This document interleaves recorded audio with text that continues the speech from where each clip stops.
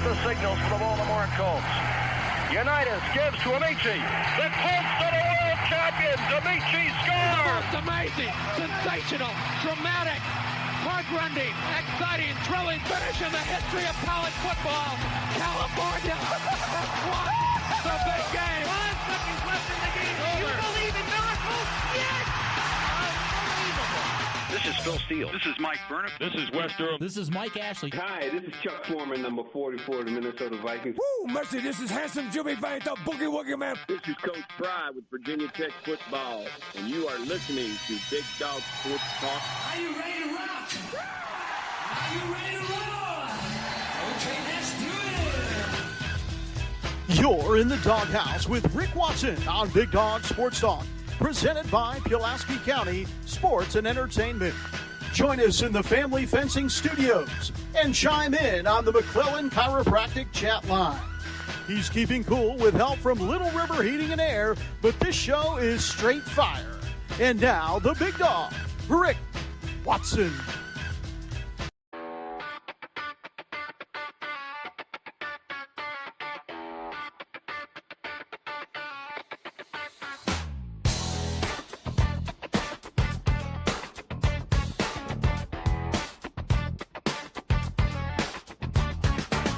Rick Watson's got the mic, he's the big dog king. Cover sports so sharp, it's a New River thing. Virginia Tech fire, rapid pride too. Every stat, every play, he's bringing it to you. He's got that voice, deep as a valley, breaking it down, no dilly, no dally. Big dog sports talk, feel the bark.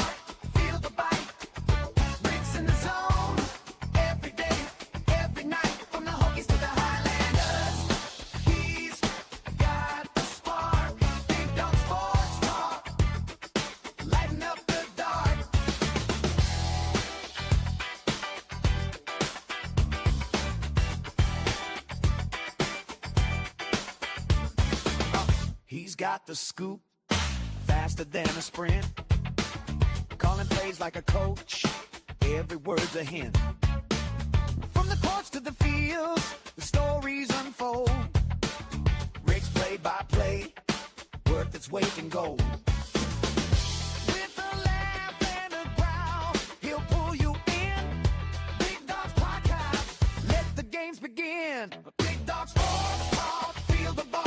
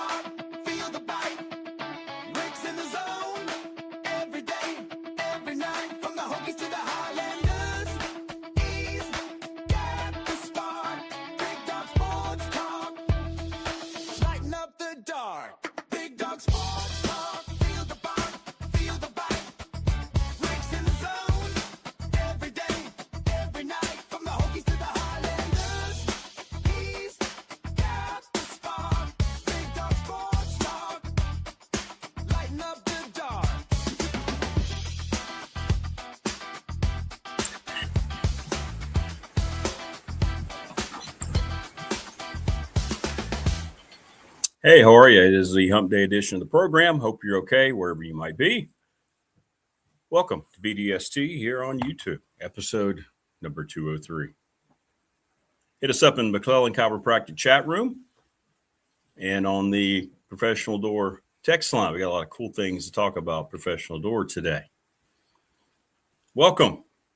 Good morning, Stephen. Good morning, Freddie. How are you? Glad to have everybody with us. Good morning. Player? Please subscribe, like, and share to the program. Coming up, Keon Brown will join us. We're going to talk some hoops. That'll be at 6:30. Damian Sordelet is back. We'll talk to him at 7-ish. And then Todd Grantham, defensive coordinator at UAB. Sorry, I have a little parched this morning. Morning, Stacy. How are you? Everyone, please subscribe. Good morning. That's right. Big Al, happy birthday. It is Big Al's birthday. Galax's best. Happy birthday, Al.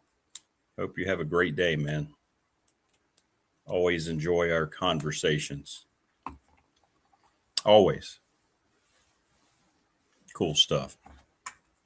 So today, by the way, today begins 40 years. 40 years for Professional Door Incorporated. And of course, Travis Williams is terrific dude. I've gotten to know over the last several months as they've supported the program. And one of the many benefits is getting to know him. We've had some great conversations. Today, the sponsor of our text line, Professional Door, begins year number 40.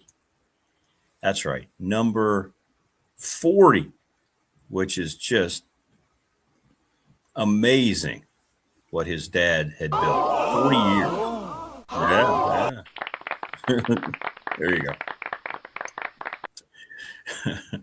And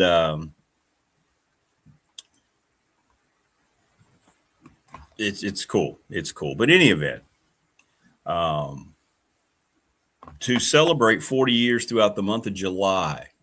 So pay attention if you have a garage door, residential, commercial, whatever it might be. Call Professional Door this month. Okay? Call this month, 540-674, very easy number, 0008.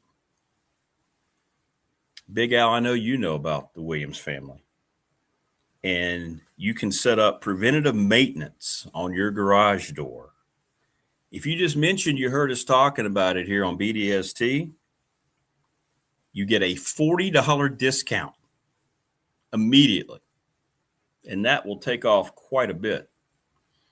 And I have a lot of folks that I know that have a problem with their garage doors.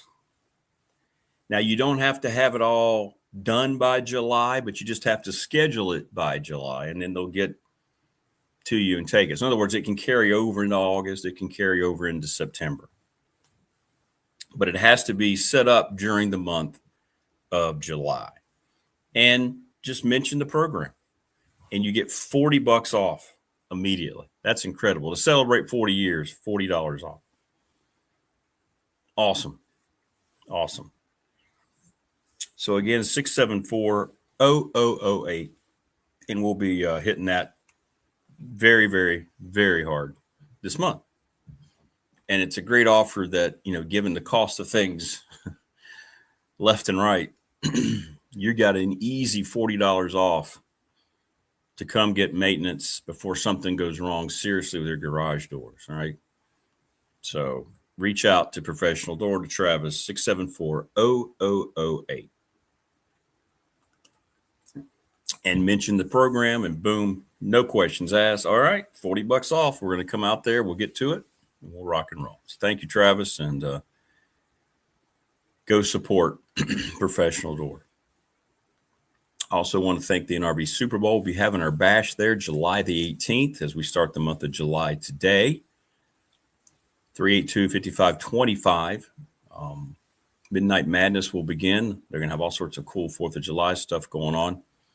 They just had a great backpack program to help out the kids this past Saturday in the NRV.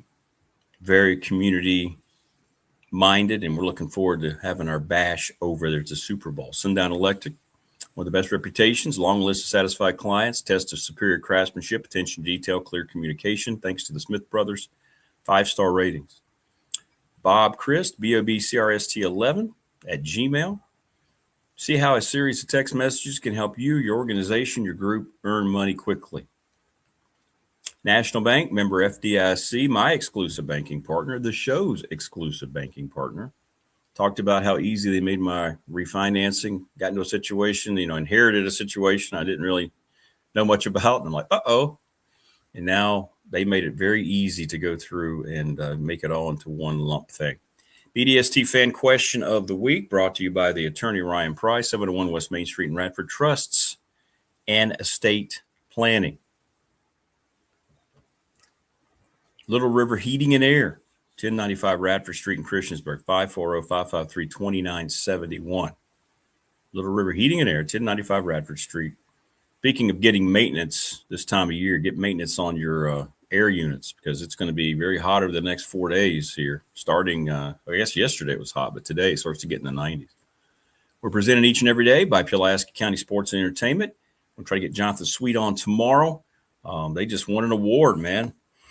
Told you about the jet skiing event. The Sportsplex going to be open in October. All sorts of things happening at the racetrack. Awesome stuff, man. Family Fencing is the sponsor of our studios, 540-200-8294. Thanks to Jason Green. Speaking of warm weather, man, give them a call now and get things set up and ready to go. And Mark Hunley, as I mentioned, McClellan Chiropractic. He's the best chiropractor in the biz. If your body's crooked, not feeling good, if you wake up like a question mark and you want to become an exclamation point, go see Mark. Go see Mark. So happy birthday to Big Al. Oh, that's cool, Freddie. Tell him we said happy birthday. You got a friend tomorrow. The first video I ever watched, oh, my Lord, I have no idea. It was probably some clip years ago. I don't know. I am the goat of football. I am. What's up, Jay? What's up, everybody? All the new folks, please subscribe. Unless you're bots, and then don't subscribe. What's up, Merrill? So this was a good article. I want to share this with you here. This was, I don't usually just sit here and read things, but I thought this was very good. Jorge Posada came out, the former captain, legendary catcher for the Yankees during the 90s, and one of the core four, if you will.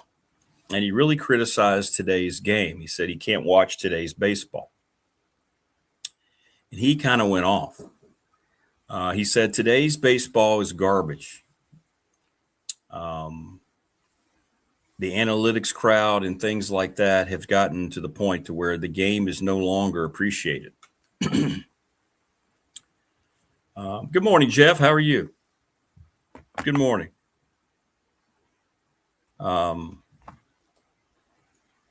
He said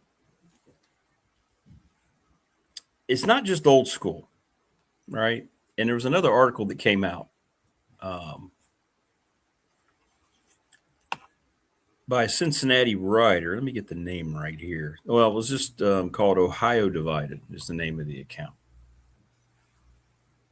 He said modern baseball has a serious problem.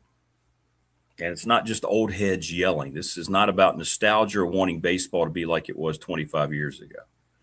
It's about the product becoming harder to watch. The game has become too robotic, too formula-based, too accepting of strikeouts, too obsessed with home runs, too willing to live with a guy hitting 200 as long as he runs into 30 balls a year. Somewhere along the way, baseball decided contact did not matter, moving runners did not matter, putting pressure on the defense did not matter, two-strike approach doesn't matter, base running doesn't matter, situational hitting doesn't matter. Everything became launch angle, exit velocity. We've talked about that. Walks, strikeouts, and home runs.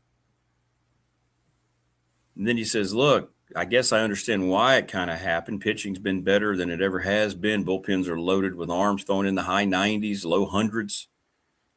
It's harder to string together 3 or 4 hits in an inning, so hitters adjusted. But they want to do damage when they finally see one pitch. That's why he feels like home runs have taken precedent. Runs per game have stayed the same basically since 2016. They have the graphic up that show you that.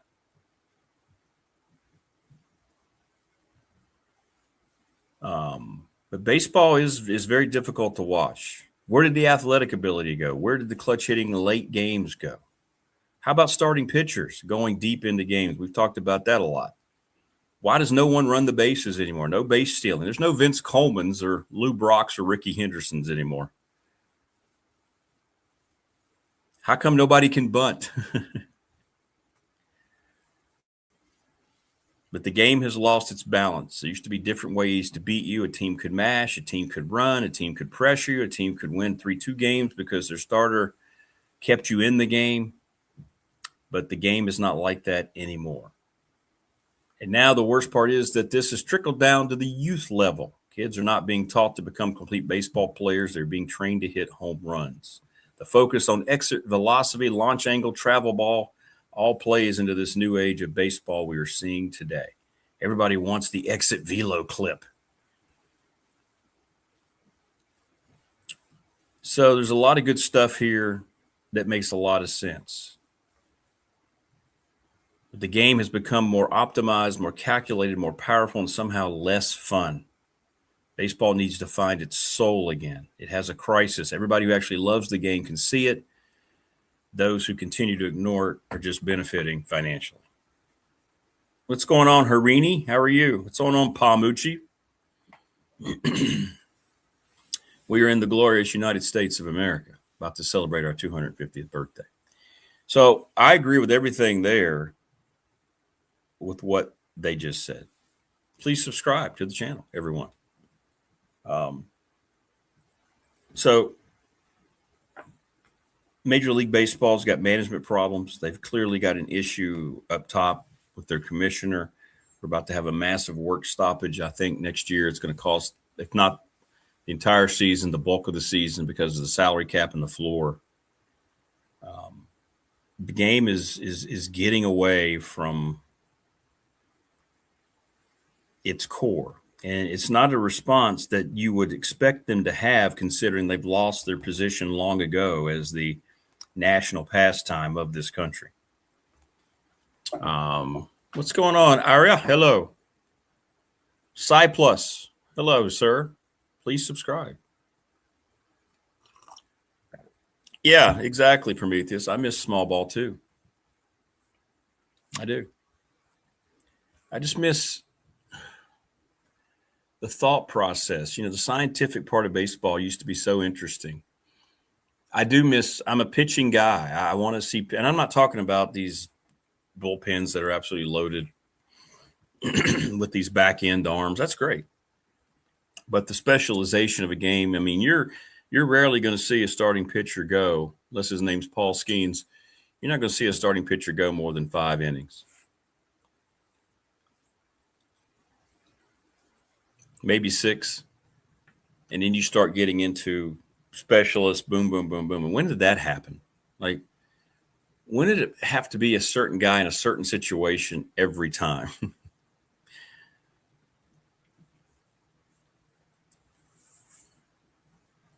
So baseball has taken every step away from what made it at one time this country's heart and soul from a sports side of things. Baseball got this country through the Depression, got them through world wars. I mean, baseball was where the biggest stars were. It was everywhere.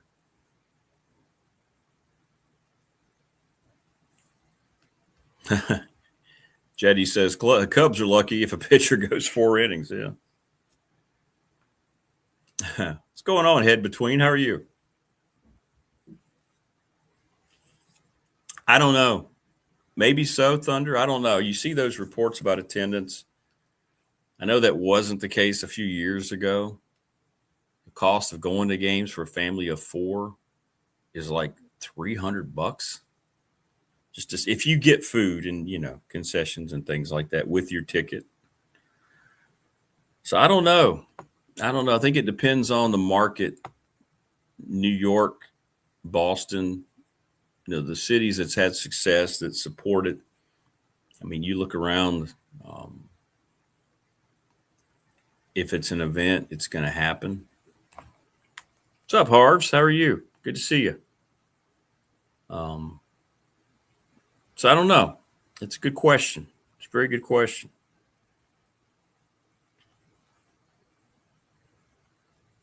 I'm going to look that up right now. Let's see where we are.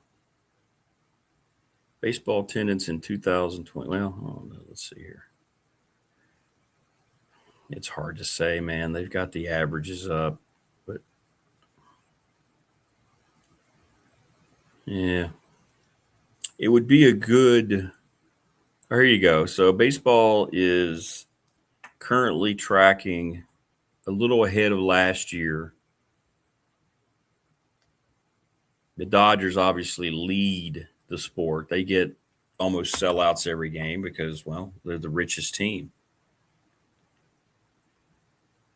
Padres have turned their ballpark in Petco a major event.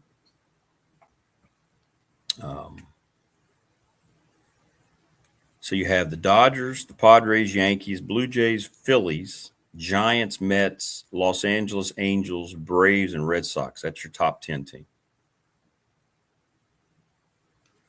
So I don't know. I guess it's up to the consumer, but I do know that when you watch a game, it's not nearly the same as, and not just what you grew up with, because I know it's easy to, people want to say things about the past. Immediately people try to say, well, you're just old. Get off my lawn. But do you honestly watch a game of Major League Baseball today and think it's better? I mean, are home runs really that attractive? I know the television ratings aren't good. If it were, they would show up nationally, but they don't. We don't have a national game anymore. We get a regional game on Fox or FS1. ESPN doesn't have their contract with baseball. I don't know how many games they show now as part of the new deal. It's very few. They have these regionalized broadcasts, and they've had controversy trying to supply the broadcasts. I don't know. I thought it was a good article, and Posada came out. It's gotten a lot of play. And I think we can look at a lot of that in all sports. The NBA product isn't good. I don't think the NFL product is good. The NHL product's really good. Hockey's a really good product, but not enough people care about it because you don't grow up with ice skates for the most part. And I don't know what's led to all that. I thought the college football product was good. We talked about that. We had all this controversy last year. The first time that we had the money really take over rosters. And then you're sitting there on a Saturday, and I said this a lot during the season, you're going, this is a really good game. Wow. And that's what the portal has done to rosters, right? That's what the portal has done. So to me, it makes no sense, but your eyes don't lie to you. You can watch these other sports. And in the NFL, it's the flags, it's the inconsistency of officiating, it's horrible quarterback play, it's whatever it might be. NBA, load management, Prometheus mentioned that, which is true.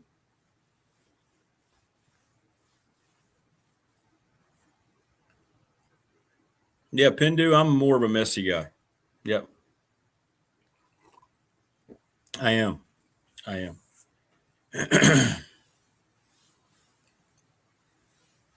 But college football was a good product, and the ratings show it. Ratings were way, way, way up. I mean, way up. And they're going to continue to be up. So that's good. That's good. But baseball, there's an acceptance of, like, for instance, the mindset, the mentality going into it. I mean, NBA every day now, there's going through all these trades and free agent things. And I just look at it like, I don't care. He's not going to sign for his max contract of $70 million. He's going to opt out. Then he comes back and signs with the team for some other situation. T-Bird says the solution is obvious. The solution is obvious. Baseball needs more money. That's right. That takes care of it. That just takes care of it.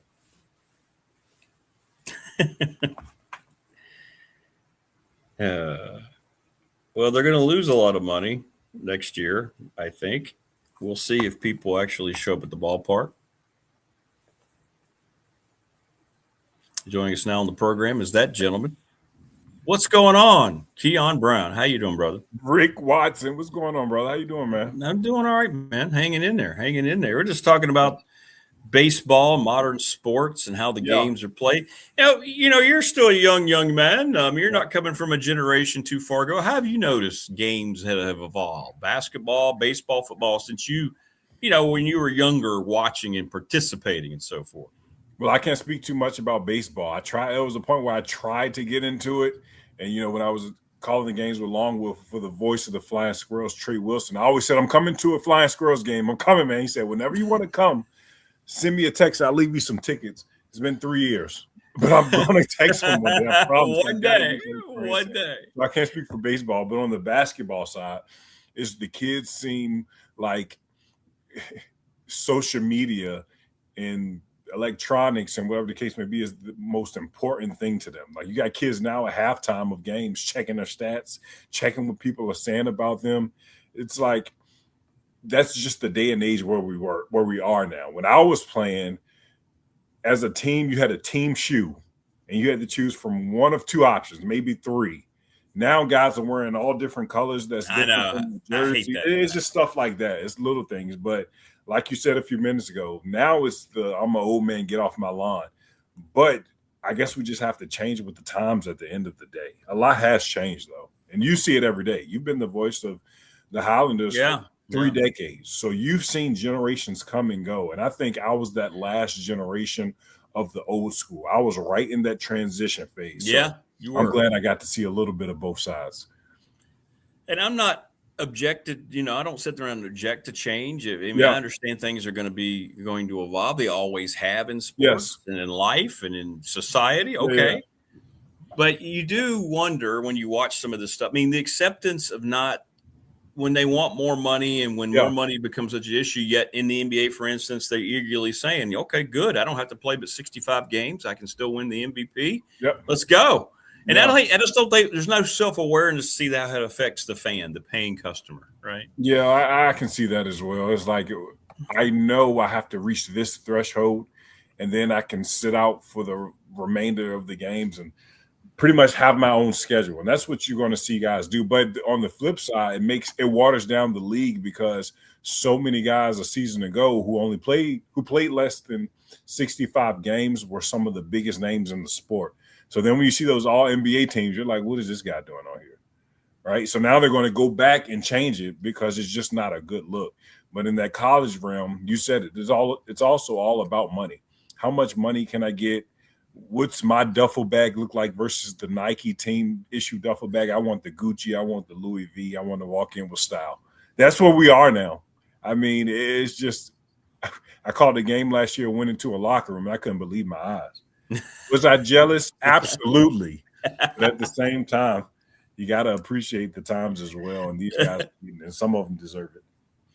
Yeah. I mean, it's where we are. And I just said it too. I thought college football last year was good. I thought it was really, really good. Yeah. And that's all I want as a fan. I just want the product to be good. It's not good. It's not good in the NFL right now.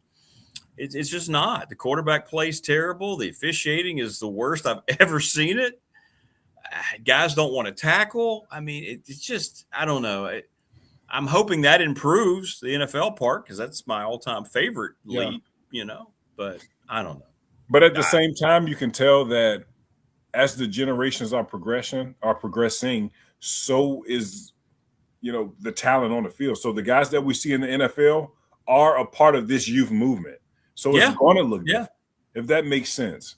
No, Like, it does. I'm an entitled teenager. I'm going to grow up to be an entitled adult. That's right. That's what I mean by that. And that's right. Yeah. How much do you see that now as a teacher? Right. Let's go back. How long you been teaching? 10 years? Close to a decade. Yeah. So we'll just go back to that. You've seen kids come through, young people, and as they mature, and you've dealt with all age groups. What have you noticed? I mean, what do you see? And that's only a 10-year span, but I'm sure you've noticed a lot of different changes. Yeah. So, my first third of my teaching career, I was elementary school. So you really don't see much there. But the last 4 years I've been high school, and you can see the change in the kids. There's still entitlement.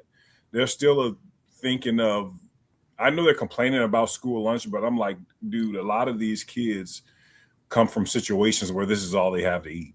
And that's why you see so many school systems say, all right, school's out. You come here, we'll give you some free food, even though you're not in school.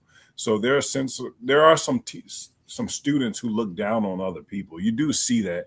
And it's unfortunate because those kids are going to grow up to be parents, and all they're going to do is trickle that down to their kids, and it's going to continue to get worse. So I'm not opposed to a little Joe Jackson action, if you know what I'm talking about, kids, but I don't know if I can say that in 2020.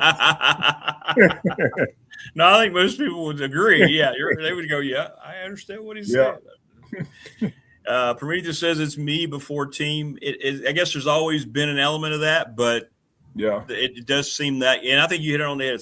It seems not all, but most of it seems to be driven by social media. Yeah.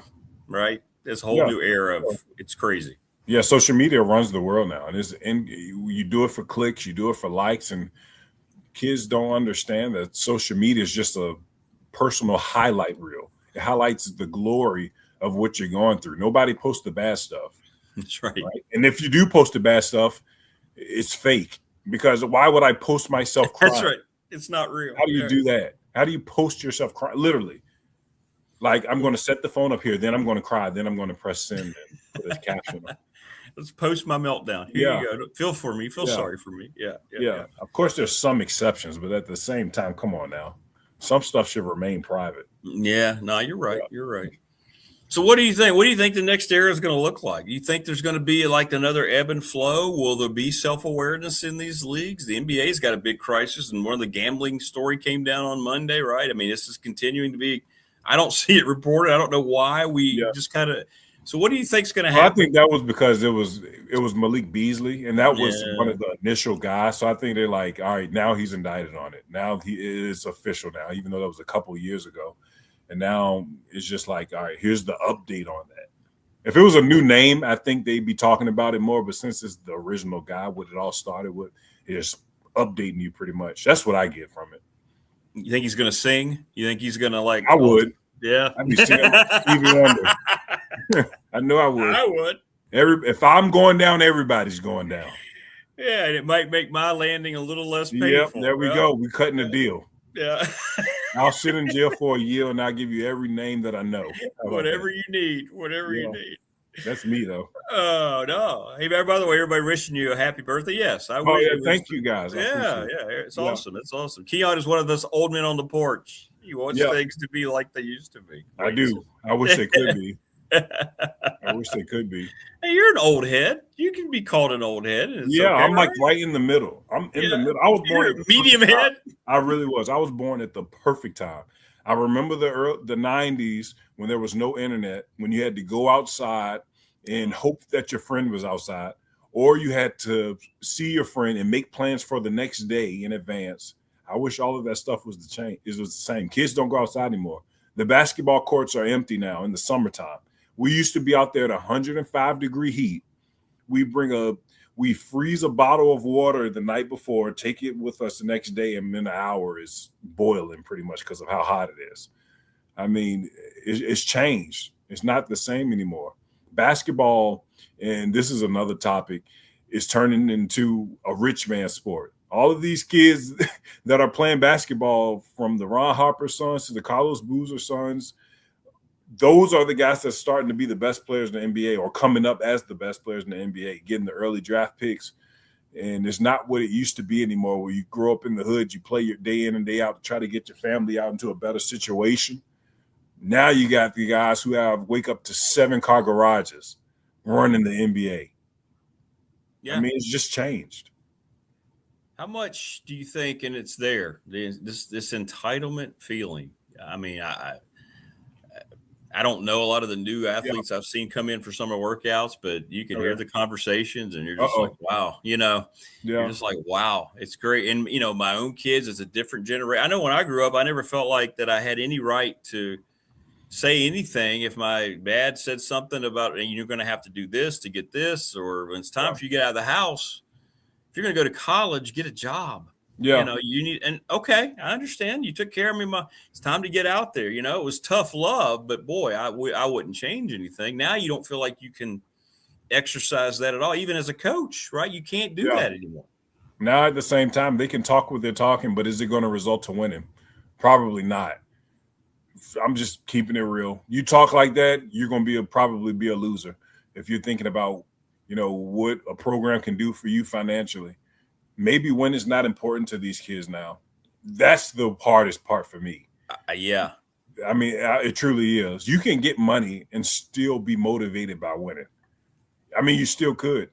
And that's a thing that I think that Flynn Claim and High Point did a really good job of. We know how much money those guys had going around, but the main focus was still winning at the end of the day. People can think what they want about him, but that program won, even though they have one of the highest budgets. They have one of the highest budgets again this year. They have a low major budget or a high major program, but one of the bottom tier teams' budget, and they're going to win again. They're going to go undefeated because they're going to keep the main thing. We're going to pay you, but we're going to hold you accountable to your end of the bargain. We're going to win. So there's plenty of programs that have some money, even though it's not a lot, and their guys are going to come in, and that's all they're going to talk about after practice. Jay-Z said it best. No 2 days are alike except the 1st and 15th, pretty much. And that's how these guys think. They can't wait for that 1st and 15th. Great point. That's a great point. And Flynn, actually, Coach Flynn, he actually said that in one of our interviews, how these guys they kind of brought themselves together early before the season started. And they knew they were all making money, but they wanted to be a championship team. And they didn't accept. They kind of held themselves accountable. And he said, as a coach, you kind of have to do that a little bit more than ever. You always like to see that, but now it was good to see. And he said those guys would get themselves together. Yes. And talk when he goes, that's the greatest thing to see as a coach. Right. And it's rare, like you said, in this day and age with the money. Yeah. And that's part of the reason I brought it up, because, covering the Big South, you got to talk to Coach Flynn Came and even watched them in the tournament, beating Wisconsin, and it went down to the wire to Arkansas. One thing that you can't say about High Point is that they don't play hard. No, you don't. Yeah, exactly. They do all the time. They do all the time. Do. Yep. Like they play extremely hard, and that's why they were in every single game. They could have beat Arkansas. They could have made it to the second weekend, and now they pursue that this year with a really good roster and a team that I think is going to go undefeated in the Big South play. Yeah, they very well could. It's going to be interesting to see. I'm hearing great things about PC too. Okay. Yeah, I'm not surprised at that. I mean, but the way that High Point reload is just going to be tough for every team in the Big South. I know. It just is. It's a $7 million roster. Yeah. In the Big South. Yeah. What? Yeah. Yeah, man. Ow. And I noticed they keep adding all of these 8-10 teams to their schedule. You're going to see how they can compete there. We're going to see what like this time next year. We'll be in the summer. We'll see if they've made a move out of conference or what. You got to win a bit more than High Point has. Even though they've won plenty of regular seasons in the past, now we're in a situation where they're starting to win a few tournaments. Since you're starting to win a few tournaments, you win 3 in a row. Now you're looking at a situation where you probably can move. I look for them to make an announcement soon that they're going to re-add softball. You watch. Okay. And if that happens, that means they've had conversations with the A-10 to the point. Yeah, absolutely. Well, when every sport except basketball is in the Atlantic 10, that's an easy transition for you. Yeah, absolutely. The Atlantic 10 isn't the same anymore either. There's some good teams at the top, and as far as basketball, VCU is always going to be the top dog. They just are. George Mason and Tony Skinn and what he's doing there is unbelievable. Dayton and Anthony Grant is incredible. But when you think of those bottom tier teams, the LaSalle's, the Richmonds recently, High Point can compete with them for sure. That's a program that can definitely go to the A-10 and be a middle of the pack team. Yeah, immediately. Yeah. Yeah, absolutely. Lot been going on in the league. I mean, I'll never understand the whole max contract thing. It just blows my brain up to try to think about guys saying, no, don't want that. Then you find out they re-sign, usually with the same team. Yeah. Signing trades. Your guy, LeBron, saying the Lakers, see ya, don't want to be anymore for his final year. Man. Is it going to be Golden State? Everybody seems like that's going to happen. They seem like it's going to happen, but I'm not too sure on that, especially since the Wizards came out and said Anthony Davis ain't going nowhere.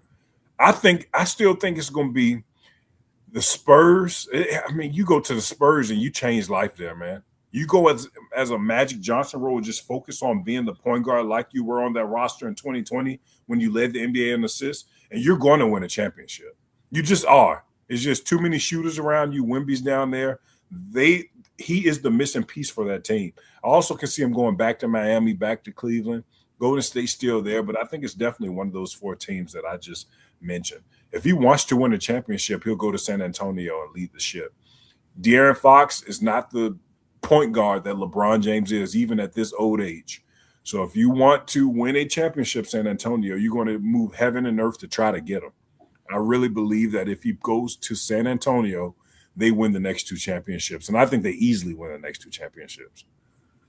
Prometheus says they don't have the cap room. What's the Spurs? Yeah, what is their it doesn't matter about the cap room if he's going to take the vet minimum. Would he? I was going to ask you, would he do that? So you know what? I'm a billionaire. Yeah, I think he's at that point. I don't need the money. I don't need the money. He's at that point now because not many teams have cap room. There's not many teams who have max cap space. The Orlando Magic do. The Lakers did, and you know, when they got Austin Reeves, and they still have enough money for one more guy. But who knows who they're going to get, because the Lakers are going after Jalen Duren and Walker Kessler, 2 really good players, but at the same time, they're restricted free agents. So while those guys can sign for 4 years, $200+ million, the Lakers can sign them for 1 year, $177. And then if they offer them that, the Lakers or another team, the team that holds their rights can say, we'll match it. You have to come back here and we're getting you for less money.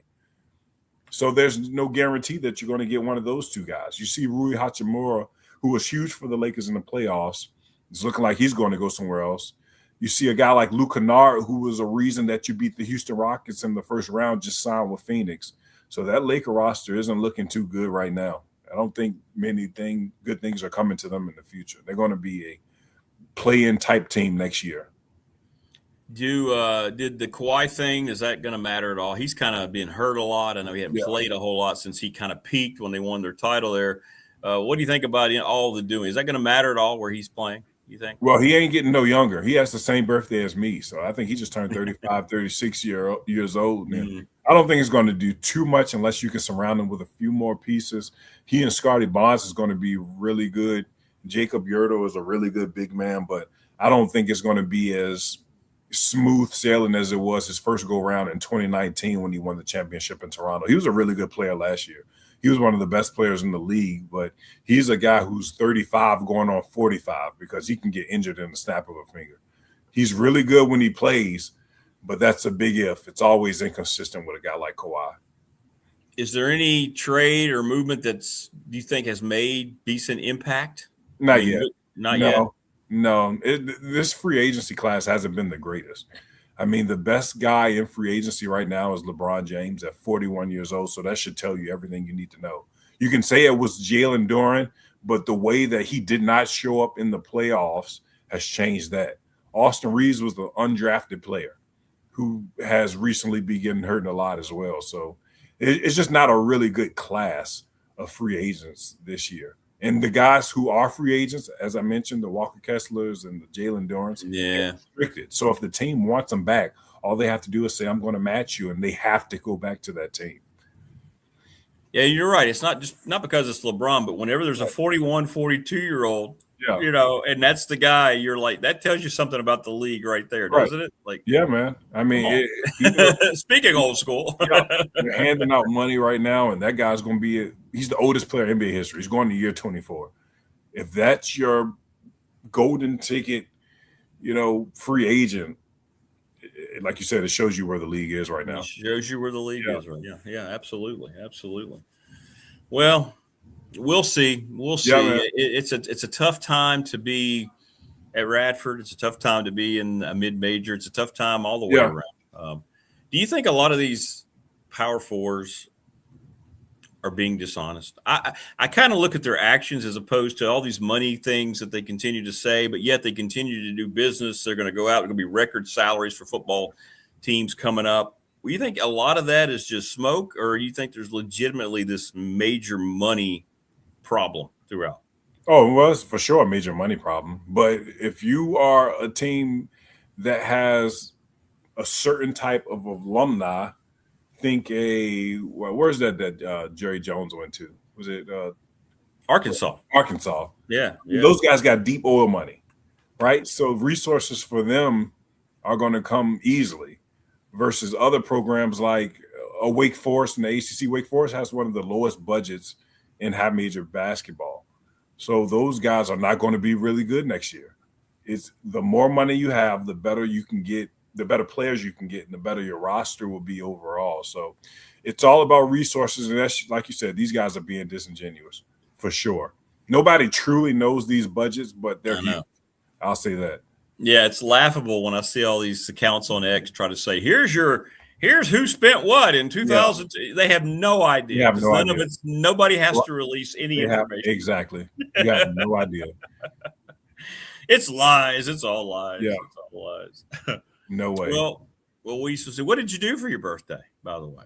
So we went to the Hampton Jazz Festival over the weekend. There was some there. We saw Jagged Edge, Drew Hill, 702. Kirk Franklin was there. Charlie Wilson was there over the weekend. The Isley brothers called off. So it was a good lineup. So we just went down there. We were going to go to the beach, but we get down there and it rains all weekend. Yeah. Then on Monday, I get my gifts from my wife. She got me a lot of shoes. That's my thing for my birthday. Yeah. Did you get it? Is it LeBron shoes or is it? No, I didn't. I got some Penny Hardaways, some foam posits. There's a rapper named Wale. He has a Nike collaboration shoe. I got some of those, and I got some everyday shoes, Nike Vomeros. Needed all of those. You need them all, yeah. How many pair of shoes do you have? Oh gosh, it's too many to count. Literally too many to count. I literally forget about some shoes that I have. I have to go in the closet, pull them all out, which takes 40 minutes, then look in the boxes and then rearrange them based on the season, pretty much. That's really what I do. Wayne just sent me this. What do you think about this? Really? That can't be real, right? Oh gosh.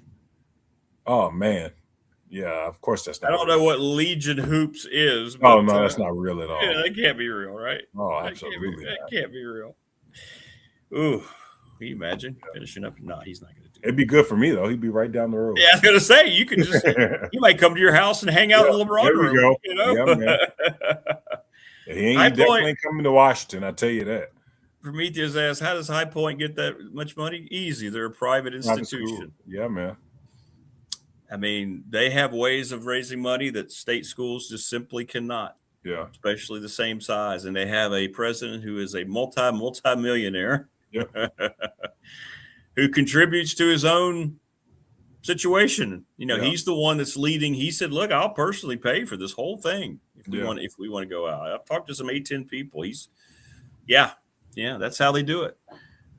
That's how they do it. They have support. They do have support, but they are a private institution. They don't have to tell anybody what they're doing. Yep. That's how they're getting it done. That's how they've gotten it done the last 2 years. Is today the last day of school? Tomorrow's the last day of summer school. Tomorrow. I knew it'd be close. Scratching and crawling. Man, this is there. You could see it. You could taste it. So what do you do now? What are you doing today next to the last day? So now, so summer school is a bit different. So it's a base school and they house certain schools in the area. So if you go to elementary school A, you're going to host. Elementary school B, C, and D is going to come over. So you get split the kids. Oh, okay. Each school's teacher sets up a box for those students and they send it over with them. And then you have to distribute their goals or whatever, because I can deal with kids with IEPs. So you have to distribute their goals and then work on that. And then at the end of the year, pack the box up and send it back. So today is going to be pack the box up day. Tomorrow's going to be put on a Disney movie. Right? That's what it's going to be. Yeah. It was only 4 hours. So they eat breakfast for the first 30 minutes. The bus comes late here and there. So 9 o'clock, I'll put the movie on. The movie will be off. It'll be 11:30 to leave at 12. That's my plan tomorrow. Everybody have a great summer. We'll see you in the fall. There you go. What movie? What movie is it going to be? I don't know. It's got to be something Disney, so I might do Inside Out. It's elementary school. It's kindergarten. Yeah, that's true. I got to do something childish. Yeah, that's true. Yeah, but you'll secretly watch and enjoy yourself. Absolutely. And I'll be having that clock right in front of my face to 12 o'clock to hit. I'll be out of there. Hey, I finally watched the Michael movie. Oh yeah, how's that? It was good. It was good. I went, and I knew going into it was going to stop, during his career. Yeah, but I tell you one thing, man. This is his nephew, whoever that kid. Exactly. He was incredible. He was incredible. And the thing is, that was him singing. I know. Like it's crazy. And dancing. Yes, that was his first acting role. Like, come on. And the dude who played Domingo. Oh my goodness. I thought it was Joe. Yeah, the mannerisms, the cadence, and how he talked. Some people just have that natural gift of acting, and it's him. And he looked like him, his expressions, and because I've seen a lot of that interview, but it was good. It was good. He did a good job. Neil Long did a good job as his mother too. Didn't have too many scenes in there. Yeah, she was. Yeah, exactly. But it was all about Michael, the character, and it was good. It was good. So I will recommend it to people. If you think you know Michael's story, you're going to see a lot Yeah. But it was cool. It was cool. Yeah. Now he's the most famous person to ever walk the planet, in my opinion. Well, I just think so. It's hard to argue against that. Yeah. I mean, yeah. Especially even toward the end when he would show up anywhere, any country, Yeah, it's incredible. I'm glad I got to see some of it. Yeah. No, it's good. Anybody who hasn't seen it, it's good. I finally watched it streaming the other day. I was like, okay, Keon's right. This is good. Yeah. Now imagine that in the movie theater. Yeah, I know. That's I missed what out I mean. Yeah. And I do think they're going to do a sequel. At the end, we had the bad concert. Yeah, the bad ends with the theater. It felt like you were at a concert. That you were at the show. Yeah, it ended with bad. That's how it ended during that era. But it's good. It's good. People should see it. Well, all right, my friend. Great stuff as always. Yeah, man. Give my best to your lovely wife and all your. I got you. And enjoy your next to last day in summer school. I will. The only thing I'm mad about is Friday. Everybody's observing 4th of July on Friday, so my daughter's daycare is closed. So on my official first day of summer, I'm stuck with her. Daddy, let's play in the LeBron room. There we are. That's it. And magically, every time I'm here with her, she wakes up at 5:30 in the morning. Magically, every time. Absolutely. It never fails. Absolutely. That's good, though. She's on schedule, though. That's good. Yeah, I'm not mad at her. Yeah. Yeah, that's good. I guess mine starts Monday. That's true. You're real one. I get a month off, so I'll take it. Well, again, happy birthday, my friend. Happy Appreciate birthday. You, sir. Yes, all right, man. Good stuff, man. Enjoy. We'll talk to you. Yeah, man. Appreciate you, right, bro. Man. Be good. You too. There you go. Keon Brown. Great stuff from him. Thanks for all the happy birthday wishes for KB. He's awesome. Awesome human being. Damian Sorlett joins us coming up. Tebow says his top 5 NFL defenses, the Rams, Texans, Broncos. I hope, man. Philly. Yeah, Philly's going to be good. Seattle. Yeah. That's not a bad list. It's a good list. Yusha, what's up? Oklahoma winning the chip. Oklahoma Sooners winning the chip. You think? Oklahoma. Show them fast times at Ridgemont High, Wade says. Yeah, you probably get in trouble for that. Please subscribe, like, and share the channel. Good stuff. What's up, Morris? How are you? From January 1st to July 1st, please explain to me how we got here talking about Hokies football chances being reversed. Are you with me and praying this doesn't really mean we are cursed? Morris has been the chief organizer of our bash on the 18th, by the way. Appreciate him.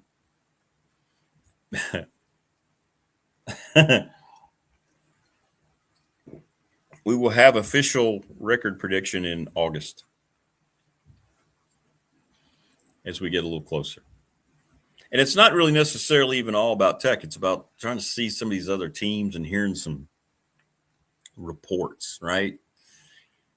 You don't know. People speculate. People have no idea. That's why these preseason magazines are going to start taking on even less relevance, right? Because there's no way you can sit there. You might be able to put names down. Well, this player transferred from so-and-so. This is what he did last year. I don't know, man. There's just so much we don't know. You don't know how the big melting pot of ingredients is going to come together.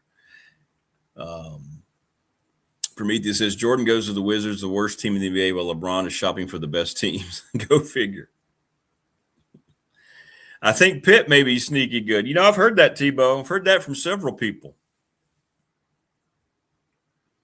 One being Bud Foster. For some reason, Pitt, I think they retained a lot or they did a great job in the portal, kind of low-key.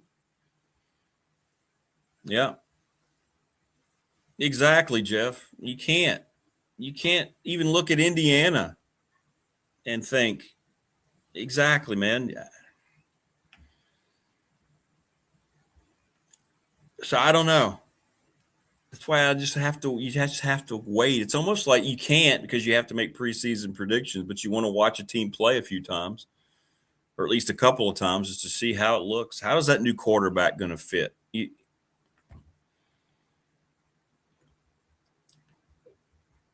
He may have played well in a different spot when he's getting more money here. How does how does all that come together? That's the challenge of these collegiate coaching staffs now. It is so different. So I get people ask all the time about, what's your prediction? What are you doing? And all that. And I just say, well, let's just wait. Let's just wait a little bit. Let's see here.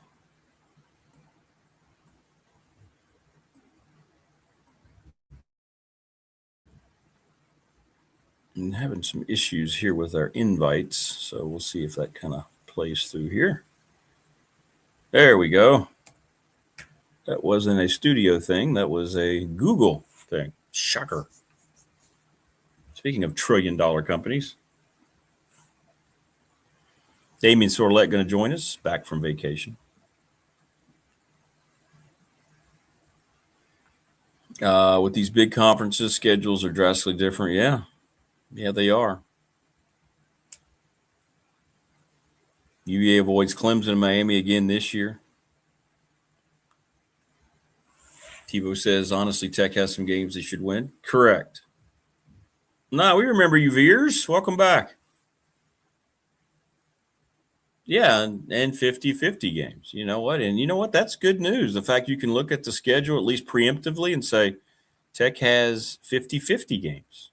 Whereas last year, you look at certain games and think, they got no shot. What's up, Really A? Yeah, we remember you. We remember you, Really A. Really A.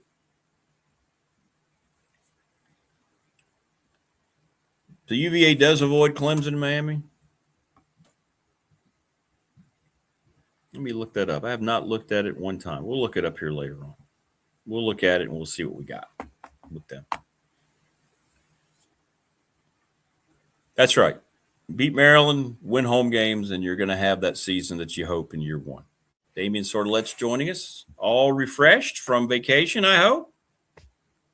What's up, man? Yeah, morning. Do need to send an apology to you and the listeners since you messaged me Tuesdays ago, said, hey, you're on vacation this week. And I was like, yeah. And then about 3 or 4 hours later, I was told, hey, go to the press conference. You were off vacation at that point. Yes. Yes. And I forgot to reach out to you and say, hey, I'm actually working. But at least I got That's okay.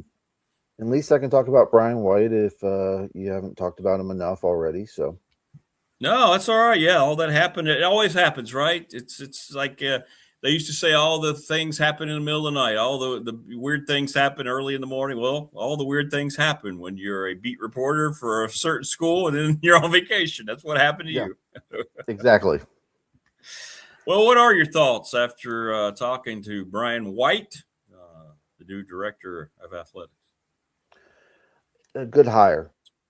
When you have a 42-year-old who has as much experience as he has, um, it's a good sign. And Virginia Tech wasn't going to poach a sitting Power Four athletic director. You're going to need to get an up and comer, and Brian White knows that it's in his blood. With his dad Kevin being an AD for as long as he was, his brother Danny being an athletic director, um, his brother Brian being the men's basketball coach at Georgia, being in athletics is his thing, and he was smart. And this is something that we gleaned from him in the breakout session with just the beat writers. His dad told him to go into business first, go into the business side of things first, because he felt like college sports were trending in that direction, that you were going to need to be savvy on the business side. And lo and behold, you know, fast forward to now, Virginia Tech with starting up Hokie Ventures, you need someone who understands the business side of things. And he did a lot of good work at FAU with fundraising, but FAU is still a young university. There's not a lot there in terms of the athletic program's history, because the university's young, and and a lot of the athletic programs there are still relatively young. So um,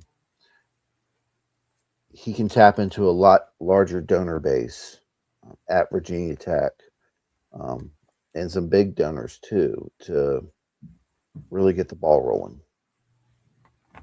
What do you think the situation with the position is going to look like now? Are we starting to get a better idea? Is it more constantly fundraising? Is it more?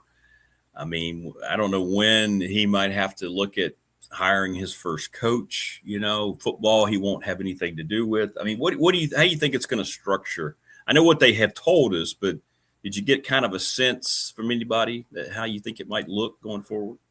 Yeah, it's going to be a traditional AD job. Now, the fundraising side of it from a corporate side of things, you know, that's going to be Hokie Ventures CEO, but Brian White's going to have a big hand in it, because he knows what it's like to go to these businesses and, you know, approach them, how to handle them.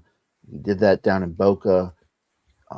So he can probably give direction, and that could take something off his plate. But he's still going to be very invested in how you do things from that perspective. So same from whenever they hire an executive director to lead the Hokie Club, Brian White's still going to have a say in things, um, especially when he says, "All right, we need to. Okay, this is a donor who, has got some money. We haven't tapped into it. Let's find a plan to get them on campus. Let's find a plan to see them in person. Let's find a plan to really give them, you know, things that say, okay, yes, we want to invest into this university, into this athletic program, and the department's given us a reason why, because they're giving us access that we might not have gotten, or they're giving us some perks that we probably would have gotten." He's done that, so I think he can help push things along, while still maintaining his day-to-day operations. We had a good discussion yesterday. Wayne just asked you the question. This whole Witt emeritus situation, it's always felt odd. It's always felt unnecessary. I know it was part of the buyout negotiation. So what exactly is this? How do you think that's going to look if indeed he's intent on staying there for the next 3 years? Well, this is day one of the emeritus role, and he's in Ireland with a lot of other Virginia Tech contingent right now, probably enjoying some vacation. He can just be a sounding board for Brian White. I mean, Brian White's got two really good sounding boards, and his dad and his brother, who have been athletic directors, to go to. But Witt knows the ins and outs of Virginia Tech. So if Brian's got a question about, I saw Prometheus made a comment about basketball hire coming soon. Witt can probably give him the ins and outs of what's up with Mike Young and his contract situation, and here's why things may not have worked out with when it comes to the roster retention, the roster management, because of NIL, because of how they do revenue sharing. That those are things that Witt can help him out with, and we can tell him, hey, these are plans that we had in place for um, renovating the softball facility, which needs it, the Castle Coliseum upgrade, or building a new facility for that for basketball and volleyball. Here are the plans that we had. Those are some institutional knowledge things that Brian White's not going to get just by being there. It's going to be from Whit Babcock and the fact that he's been there for 12 years. Like, he can sound off on him. I view it as like similar to a Bud Foster role, being sort of a ambassador for the university. But I don't know how much you work for the university, but it's essentially Witt, have your phone on you. If Brian's got any questions, he'll give you a call. Is he going to have an active office over there too? Is he just, I mean, or is he just going to be working away from the facility? Like, I don't know the answer. I would say working away from the facility, because you don't want to make it seem like, hey, you're technically hired. Yeah. Come into this office on a daily Exactly. basis. Yeah. Right. Yeah. That would be weird. He said he's got his home in Blacksburg. Like, he's around the corner. If you need something, he can be there in probably a few minutes. So it's a convenience thing. I don't know how much he's going to get called on, but it's nice to have him around, because, again, Brian White's been an AD for 8 years. He was born for this business, but it doesn't hurt to get a second opinion, or in this case, it'll probably be a fourth or fifth opinion if he has to get to Witt, because he'll have other people he'll be able to go to first for some of these things. You think Witt, I mean, I don't know. You know him better than I do. You've talked to him more than I have. Do you think he's intent on staying there all 3 years? I mean, it's basically free money. So from that standpoint, from a financial motivation, I guess it's there. But you think he would want to be there that long? Yeah. I mean, his family's there. So why not? Tim Sands is, I think, doing some renovations on his house in Blacksburg. So Tim Sands is staying around.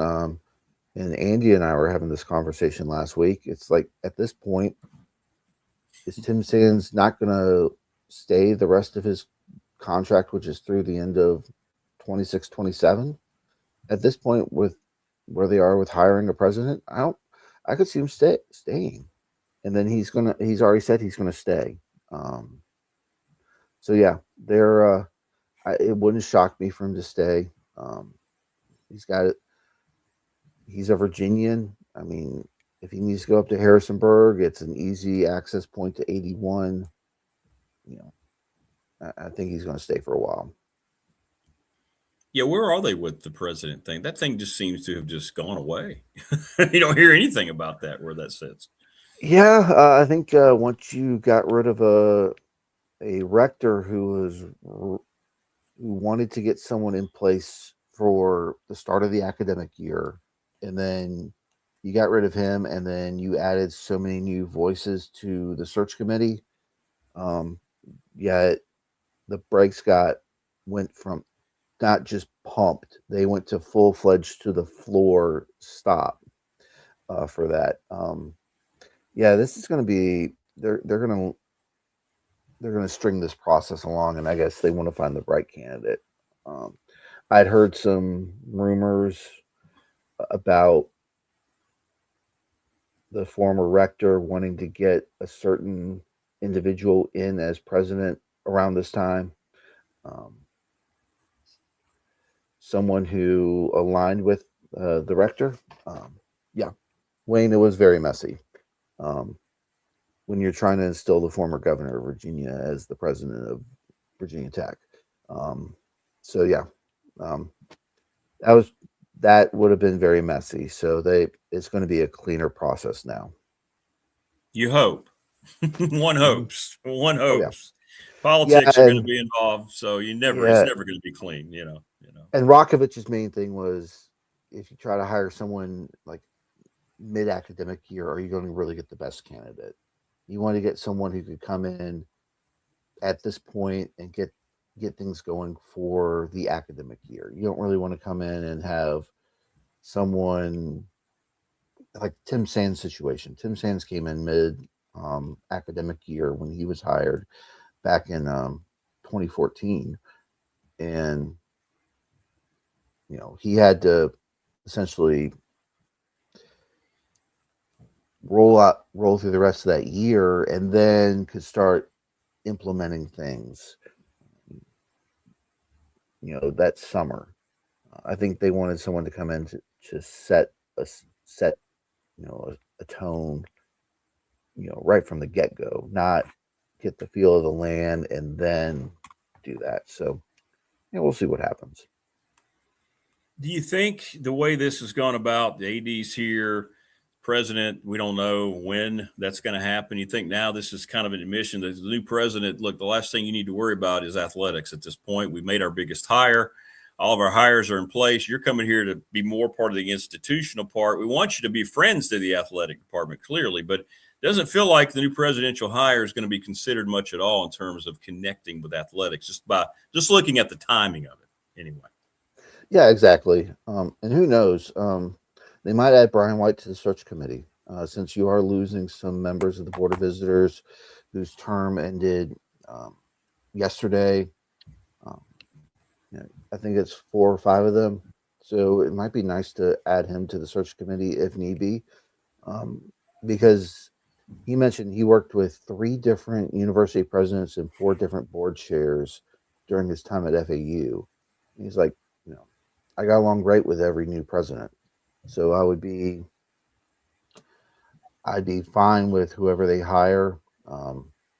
He's like, it'd be stupid for a president to come in and say, "Oh, look at all this investment they've made into athletics and all the steps they're trying to make forward," and then just go and undo it. You're not going to have someone that comes in and does that. You're going to have someone who comes in and says, "Oh, this is the direction we need to go. Let's keep the momentum rolling." And that's how Brian White views it, and I think that's how other people view it. And so now Jim Miller is leading that charge as the new rector. I guess today's his first day. Jim Miller and Tim Sands both signed off on Brian White for AD. So I think Tim Sands was still invested in it and still wants to.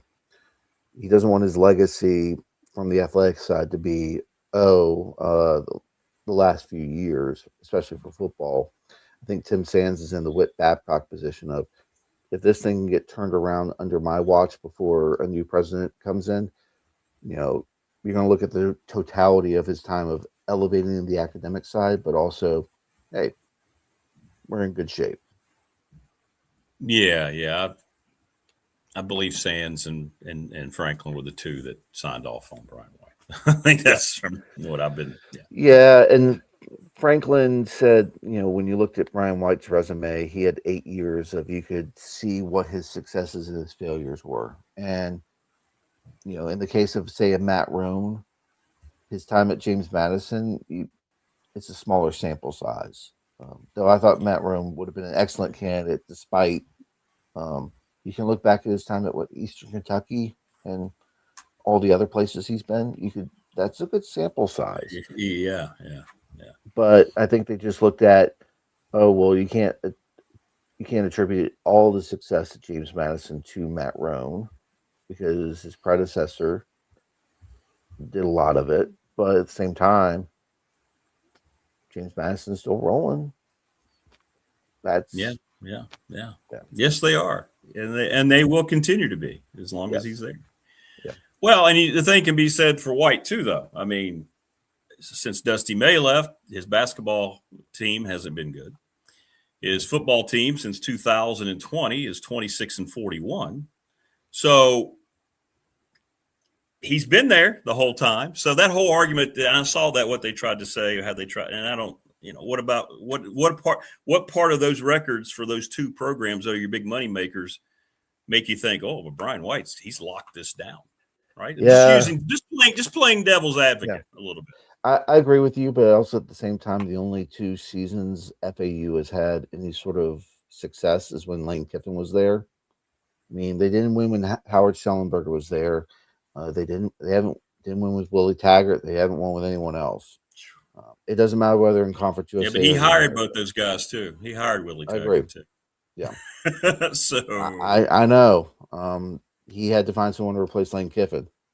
And who else are you going to find to fill those shoes? Well, I don't know. Sure as hell wasn't Willie Taggart. I know that. No. Do you think they're going to go forward? This whole committee thing seems to be their new thing. You mentioned earlier you think it'll be a traditional AD role, but say Mike Young says, you know what? It's been great, but it's time now after 26, 27 to move on. And you think he's going to be allowed to hire a basketball coach, or are we going to go through this committee stuff every time now there's an open? I think he'll be allowed to hire a basketball coach. I mean, all he's got to do is go to his brother at Georgia and be like, hey, you have any assistants there who are ready for a head coaching job? That could be one of the first stops, and that's not going to be a bad thing to do. And he's probably going to assess other people as well. I mean, he hired Dusty May off his brother's staff. It was a good hire. So, I think he'll be allowed to. I mean, he's a former basketball player. He jokingly said the direction all the brothers wanted to go was to go to the NBA, not to be in administrator roles. So I think he knows basketball pretty well. So that will be, I would say they'll probably let him make that hire. I hope, because I think the committee thing, it doesn't end up being a committee selection anyway. It comes down to 1 or 2 people, basically. Yeah, I hope that kind of goes by the wayside. You can't get 2 people to agree on what color the sky is in the same room, right? Much less try to say, hey, are we all 7, 8 of us? We good? Yeah. Tricky. It's tricky. Yeah, and I understand with the football search committee, it's like you didn't want to put it in Witt's hands for a third time. So that's why you went that route. And I understand the AD committee because you have a president who's heading out the door and you don't really want him to go in and like half-heartedly make a selection. Yeah. But I think if you have an AD who this is where he wants to be, because he mentioned to us in the breakout session, he and his family had just bought a house in Boca 3 months ago. Like they were planning on staying. Yeah, he didn't really want to go. Yeah. No. Yeah. No, and why would you? On the visiting sideline of their football stadium, it says 1.7 miles to the ocean. Honey, we're staying. Yeah. And like, so were you happy with trading in the beach with the mountains? And I mean, his brother did the same thing. His brother went from UCF before they moved to the Big 12. So this was another group of 5 AD going to a power conference program like Tennessee. And Danny White has turned Tennessee around. And if Brian can do the same thing, hey, Virginia Tech will be happy with that. And especially if they can get Tennessee football on a home series. Well, the key, I don't think that's going to happen. But the key is, how does he work with James Franklin? Let's just say the whole success of his tenure is going to be how that relationship develops over time. I know it's all, hey, dating the new girl right now. It's all exciting. Yeah. But let's just see how this all settles in going forward. That's going to be the thing I believe it's going to take. We'll know by how the successes go and what we hear, but that's going to be the whole key to it. And I know James Franklin had to have the right type of temperament in there in that position. I guess Right. is the best way to say it. And if Brian White is really good at raising money and tapping into donors, James Franklin probably looked at that as, oh, I'll be able to bring in some more NIL dollars. I'll be able to bring in stuff to help with this, with that. Yeah, I could see that happening. Like James Franklin looked at it like, oh, you can help bring in money. I will be very happy with that. Morris asked, "Do you know what is this? Julie Ross, the provost. Will she be considered for the new president? Have you heard anything about that?" I haven't heard anything about that. I'm sure they're probably considering internal candidates, but I assume they're looking for someone who has been a university president. That would be my guess, or someone who's run something of this magnitude. So, Who do you think ultimately? Do you think the new president? How much will the governor have to like? That's part of the thing. How much of that will be tech, and how much you think that'll be drawn from that influence going forward? I don't know if the governor's going to have any input on the president. Her board selections will have input, so I mean, she could have some sway with them if she wants. But I would probably say that that the governor's going to stay out of the presidential search. They will let that committee search. I mean, she could have a de facto sounding board, I guess you could say, or proxy. That's a better word. She could have a proxy um, there who can say, well, how about you consider this person? Or that might not be the right choice. You could have a proxy who's there. So who knows? But I think the president will probably be left out of it. Or sorry, the governor will be left out of that process. Well, she's already kind of put herself involved in the process a little bit, so we'll see. Yeah, we'll see. We'll see. So, did you yeah. get to have any fun at all on your? Did you get to enjoy anything away when you went? Oh, I hit the golf course. Yeah, I know you were looking forward Uh, to golfing. yeah, got some golfing in. My brother-in-law and I, we hadn't played in like 13 months, so that was one of those. We'll go out there and play a round or two, but we're not going to keep score because we know it's going to be significantly higher than what it is. And I can tell you, my drive. Let's just say I have a tendency to lift my back shoulder a little bit on the coming through on the swing, and oof, it was not good. How often do you try to play? I mean, you get out there every couple of weeks. You try to keep it updated and fresh. Yeah, there's a point. It was last year where my brother-in-law and I were playing pretty consistently, and then he got a job promotion. I got into like one. Then football season started getting going, and then before you know it, it's like, oh, we haven't played golf in a while. So I mean, life happens. So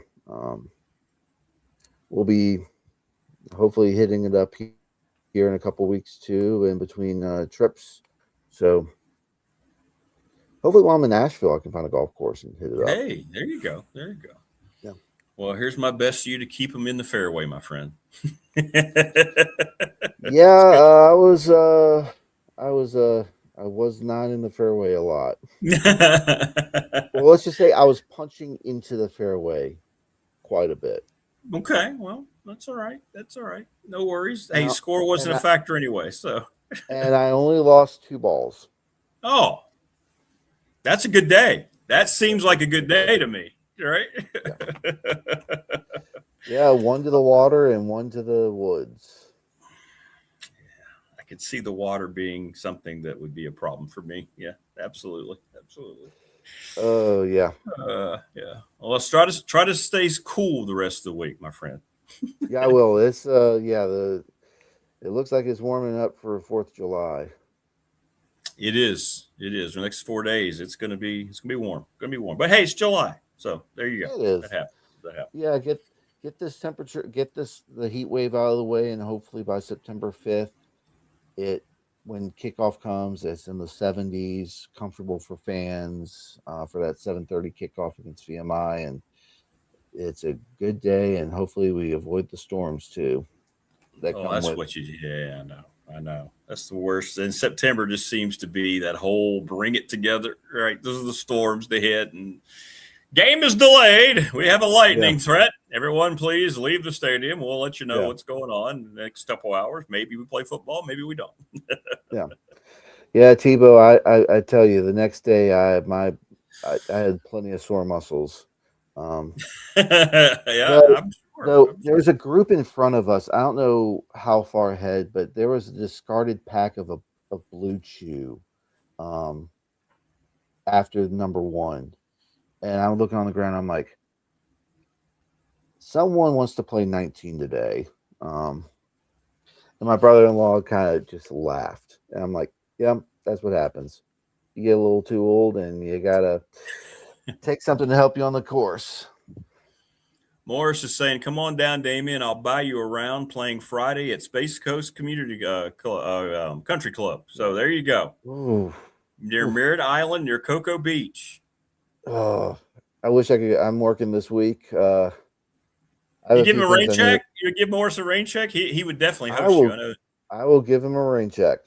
He will definitely host you. I got a few things I got to finish up before I take vacation next week. And then I don't know if we'll be able to talk the 2 Wednesdays from now because I'll be in Charlotte for the ACC Media Day. Yeah, let me know. Yeah, just let me know. It'd be cool to get some sites right there, but everything. But let me know if it doesn't work out. Yeah, we can adjust. We'll do whatever you need to do. Yeah, because that Wednesday morning is when Phillips talks to us. So okay. If you can't, just let me know. Yeah, I might be able to swing on that Thursday morning. Okay. If you have, Okay. Yeah, we'll work it out. Definitely. Yeah, before Virginia Tech talks to us, might be able to do that or Friday. Yeah. And that'll be the official launch of football season. That'll feel right. That'll be okay. Now we can get into it a little bit more. Yeah, and then when we're waiting for the realignment stuff to come out, because usually around ACC Media Days is when realignment happens. Always. All right, brother. Great stuff, man. We appreciate you. Good to have you back. I'm glad you had a little bit of time away anyway. So and talk to you in a couple of weeks. All right, man. Take care of yourself. All right, see you guys. There you go. Damien Sordelet joining us on the program. Good to hear from you. Again, he won't be here next week, but we'll have him back a couple of weeks. So, good morning, Chris Lester. How you doing, brother? Good to see you. Chris, how was the wedding? We're family here. No pictures? All right, so we have started December, my Lord. Take 2. We have started July. And this means Professional Door Incorporated is starting year number 40.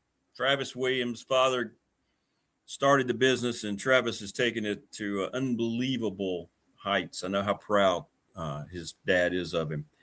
And folks, you got to listen and you got to take advantage. If you're a regular viewer or listener of this program and your garage doors need service, call Professional Door 674-0008.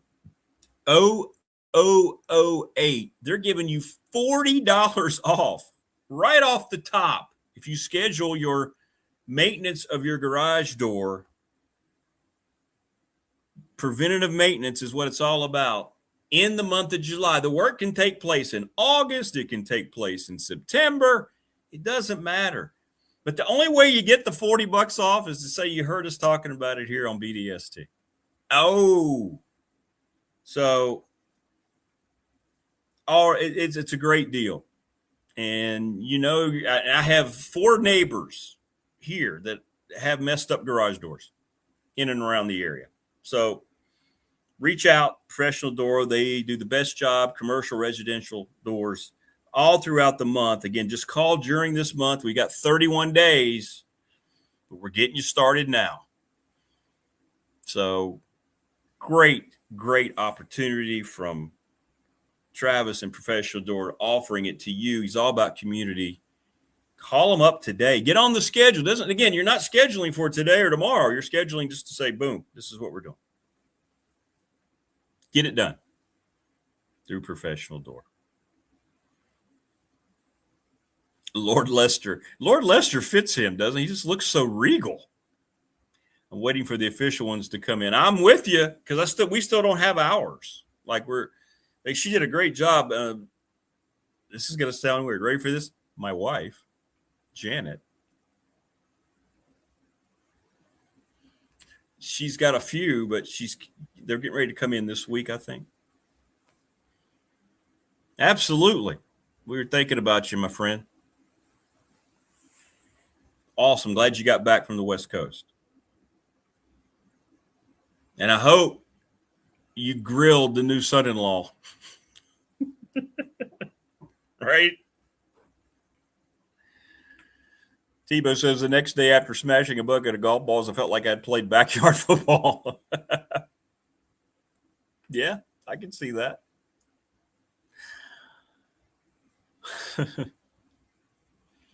Don't forget the bash is coming July the 18th. We want you there. 540-382-5525 at the NRV Super Bowl over in Christiansburg, right near the DMV. They've got Midnight Madness every Saturday. Starts at 11. Great prizes, great prices, great everything. Go hang out with the Super Bowl. Sundown Electric, speaking of local businesses and sons who have taken it to a different level, well, they have done that down in Elliston. Nothing but 5-star reviews. They keep the prices down. We appreciate their support. We couldn't do the program without the support of our sponsorship friends. Just couldn't. So thanks to them. Ready, Set Fund, Bob Christ, BOBCRST11 at Gmail. A series of text messages. That's all it is for about a week. You can raise lots of money to help you towards your goal. National Bank member FDIC, the exclusive banking partner of this program, and my exclusive banking partner. BDST Fan Question Week brought to you by the attorney Ryan Price, 701 West Main Street in Radford. Trust and Estate Planning. Reach out to him. Trust me, somebody who, just a few years ago went through the whole being the executor of my mother's will and her property. I tell you what, you need a good person like that. Ryan Pry is the best. Little River Heating and Air, 1095 Radford Street, Christiansburg, 540-553-2971. Get your air units figured out because if you don't, you're screwed. We're presented each and every day by Pulaski County Sports Entertainment. I hope to get Jonathan Sweet on. They just got another award. We got to talk about that. Family Fencing, sponsor of our studios here in Reiner, 540-200-8294. FamilyFencingNRB.com. Reach out to Jason Green. And Mark Hunley, McClellan Chiropractic. He's ready to pop you into a new existence. I try to come up with a fresh catchphrase every time I mention his chiropractic practice. Many of you have come to me and said you've reached out, so that's great. So that's awesome. That is awesome. Good, Chris. I'm glad. By the way, we're doing Big Dog Pop again tomorrow night. Brian says, I'm sore after washing my truck. Jeff says, dude, I'm still trying to get used to saying my fiance, but wife? Hey, this is Janet. My wife.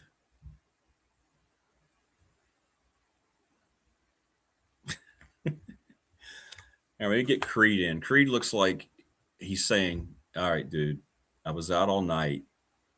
It's hot out here. You going to let me in? What are we doing here? I mean, hey, me go.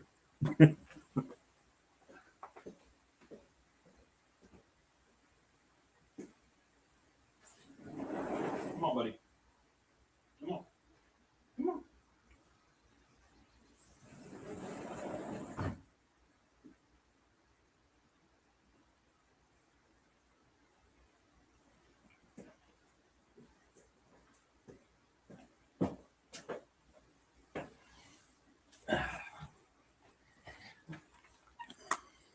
All right. What's up, Soul Suffix? Good to see you. Please subscribe. By the way, we're going to have Big Dog Pop tomorrow night. Todd Grantham going to join us here at 7:45, the defensive coordinator at UAB. We'll ask him about, we've kind of touched on it before, but we'll ask him about some of the differences of, like we talked with Keon about modern athlete, young people. Todd just rolls with the punches, man. He's not going to change how he goes about trying to prepare his team, his players. Yes, Kenny. Kenny asking about the professional door promotion.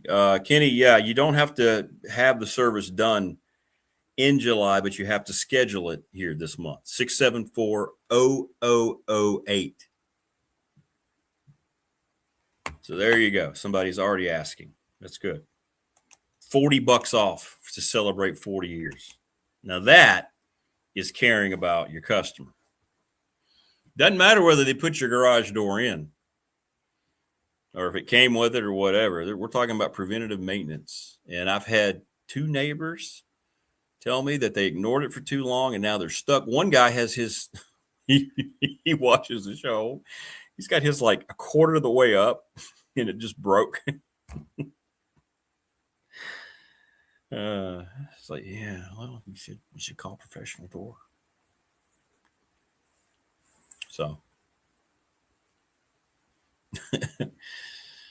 good stuff from Keon and Damien. Tomorrow's the Thursday edition. Not sure how that's going to look yet. We'll let you know. We know we'll have David Smith. I believe Andy Bitter, Dwight. And I'm going to try to see if Jonathan Sweet's available because we got to talk about their award. Let me ask him right now. What do you think? Not only are they doing unprecedented things up there, but they're also getting awards.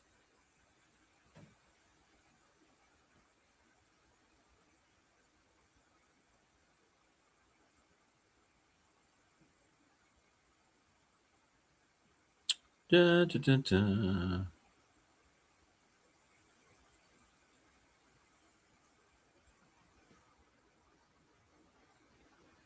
Guess I should spell his name right. It's probably not a good thing to have the name wrong. There we go. Got it right. There we go. Yeah, owning a house isn't always a good thing. Yeah, tell me about it.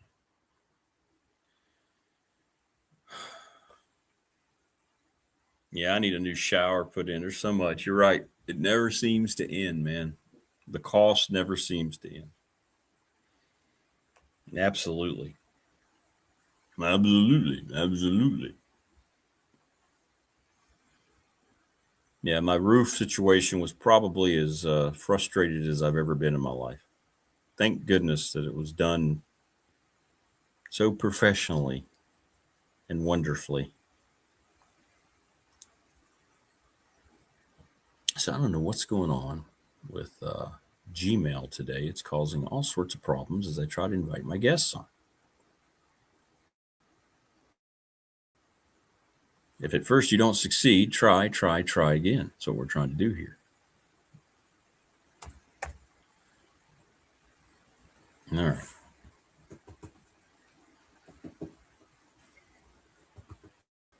The Creed is very happy that I let him in. He's down here now. What's up, buddy?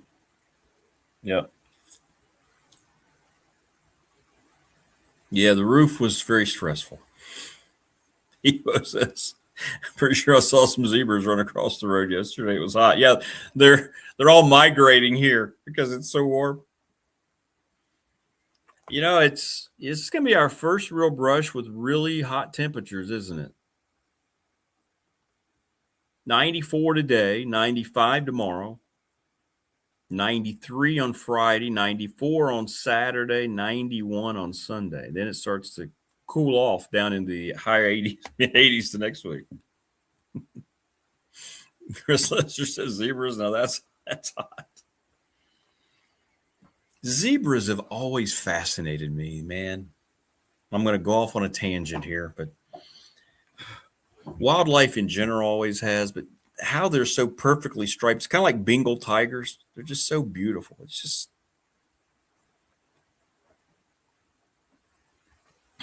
or it was so hot, Tebow was seeing things.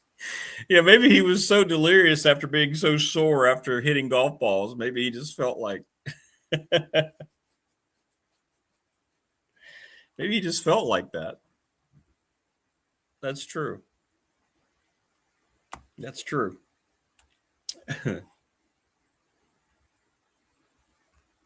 Nope, someone else. Danny, how are you? Asking about the professional door promotion. Yeah, just tell them, mention BDST. You got your $40 discount.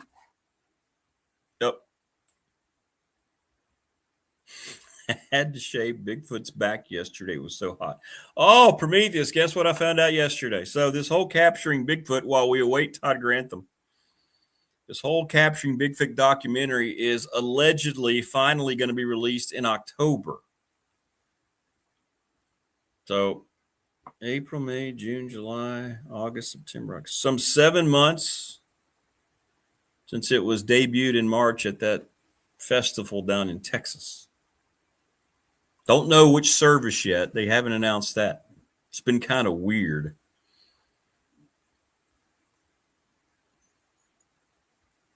But our dude, Harry Manroad, had a video yesterday, and again, proclaiming anyone who watches this that still doesn't understand it was a hoax, the Patterson film of it anyway, then you're just whatever. He was taking shots at people.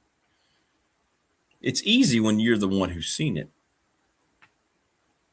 But I don't like coming at people who haven't seen it, and if they still saying, look, I'm not going to make a decision until I do, right? Tebow says he was having post-bucket of golf ball hallucinations. The zebras are cool, man. They really are. Good stuff. Good stuff.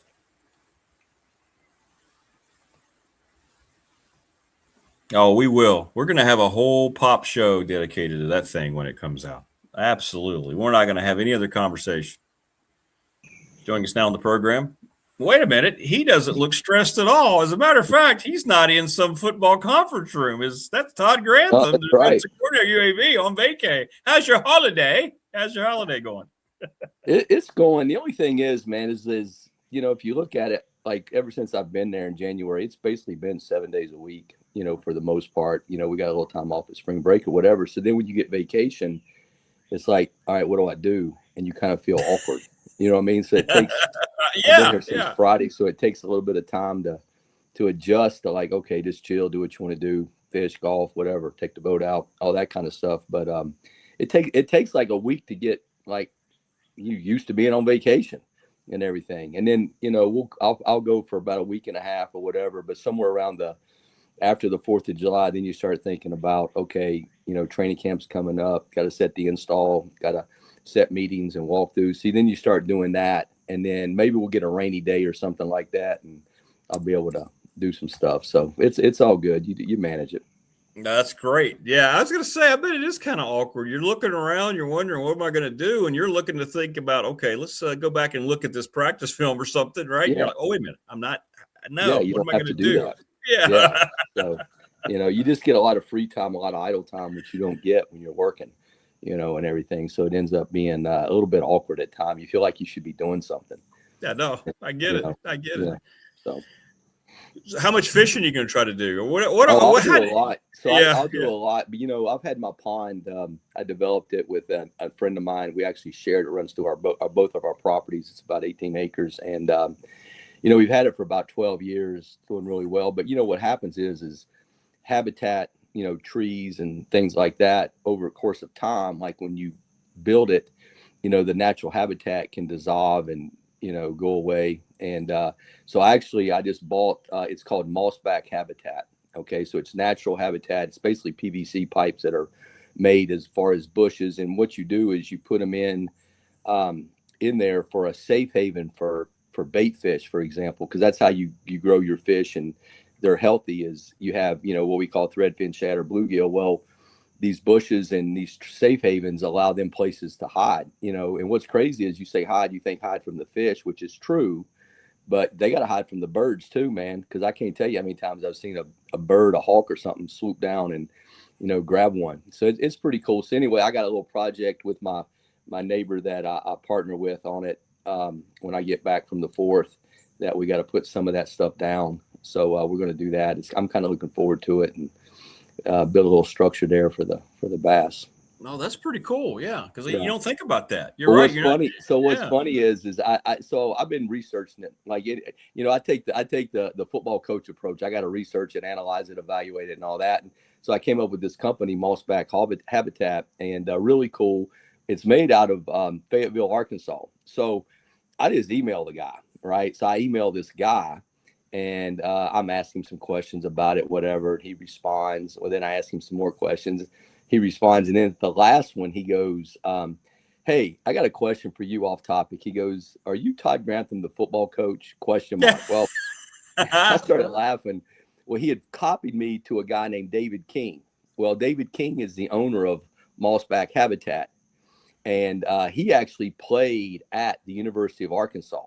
Okay, Oh, cool. Very cool. similar to the time that I was growing up playing at Virginia Tech. So I actually went, yes, I am, laugh out loud, whatever. And I said, hey, I'm going to call you, give my number. Well, I was going to call him at some questions. Well, the owner got my number and texted me and said, hey, Todd, this is David. Give me a call sometime. So I ended up talking to the guy for like 30 minutes, about old times, about his Razorbacks back when this would have been before Lou Holtz. He actually played for Ken Hatfield. So that tells you he's going back a little bit. But yeah, he's obviously a diehard Razorback and all that. So we had a good conversation. So anyway, it was fun. It was good. So yeah, that's a project I got when I get back from my vacation. Oh, that's very cool, man. That's very cool. Well, see there, your reputation precedes you in a good way. Yeah. In a good way. Tebow says he saw an interview with your quarterback down for the Blazers. So he seemed like a really good kid. You've talked about him a lot. You're really high on him, aren't you? He's a stud, man. He's a stud. He's a really good player. He's got the makeups that you want in your quarterback. He's tough. He's competitive. He's got the talent, like he can make the throws. The thing I like about him is he makes all the guys around him better. You can't say that about a lot of quarterbacks. That's how I evaluate a quarterback is, does his toughness come across to the team? You know what I'm saying? It's particularly the offensive line, the skill guys. So I really do like him. I think he's made of the right stuff. He's a grinder. He was the kind of guy that during spring practice, like we would have, we'd practice, practice a day, off a day, practice day, off a day. So on the off day, he would actually take the quarterbacks and go out on the field. And I could see it from my office at night. And about 6 o'clock at night, he would take the quarterbacks out and they would go through the entire script for the next day as far as plays and reads and that kind of thing. And he did that on his own. And that's what I'm used to. I got spoiled, when I first got into the National Football League. I had Peyton Manning, and Peyton was just unreal as far as his preparation. And really, one of the reasons I gravitated to the 3-4 was because Peyton could not understand Belichick's system. If you go back and look, Peyton struggled against the 3-4 because, for example, when they played a 4-down front, he knew, hey, if this guy's in a 9 technique on the left side, well, the pressure's coming from the right side, so he could ID the protection and go this way. He knew, hey, based upon the rotation, they're coming in a down safety defense, middle of the field's closed. Well, when he played Belichick and them, he could never tell that. He could never tell where the fourth rusher was.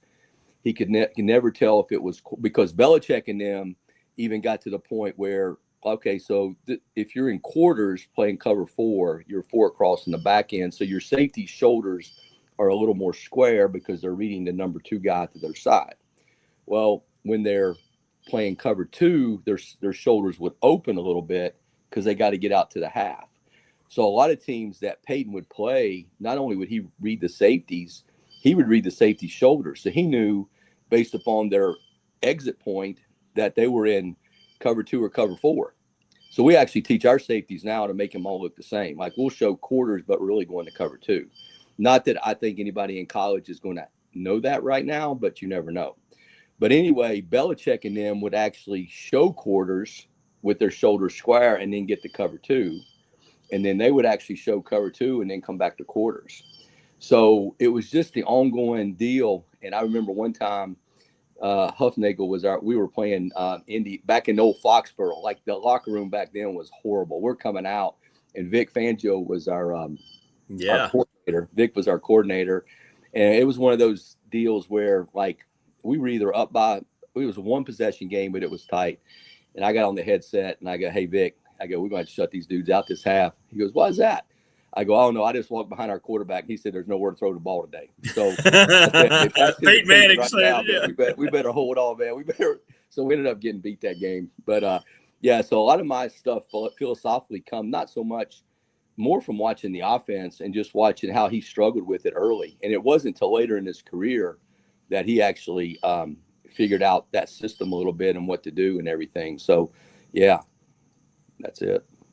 How much does it help, Ryder, that he was at BYU in West Virginia? Does that show through? Those experiences show for him when you watch him? I think that, he was the guy that from talking to him, he did a lot of research coming from West Virginia to UAB. In other words, like his quarterback coach or the guy that he would train with in the offseason had done Jalen Hurts, had done Tua, had done Mac Jones. So he had done a lot of the Alabama guys.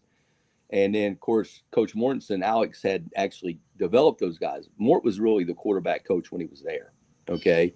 And he had a relationship with those guys and really developed them. So when Mort started talking about, hey, I developed this guy, coach this guy, whatever, well, Ryder's kind of like, okay, I'm just going to call. And that's really what sold Ryder on going to UAB with Coach Mortensen was the fact that those guys were like, hey, if you want to get developed for this league, there's nowhere else to go, man. I mean, I don't care. You can talk any SEC, ACC school for your development as a player.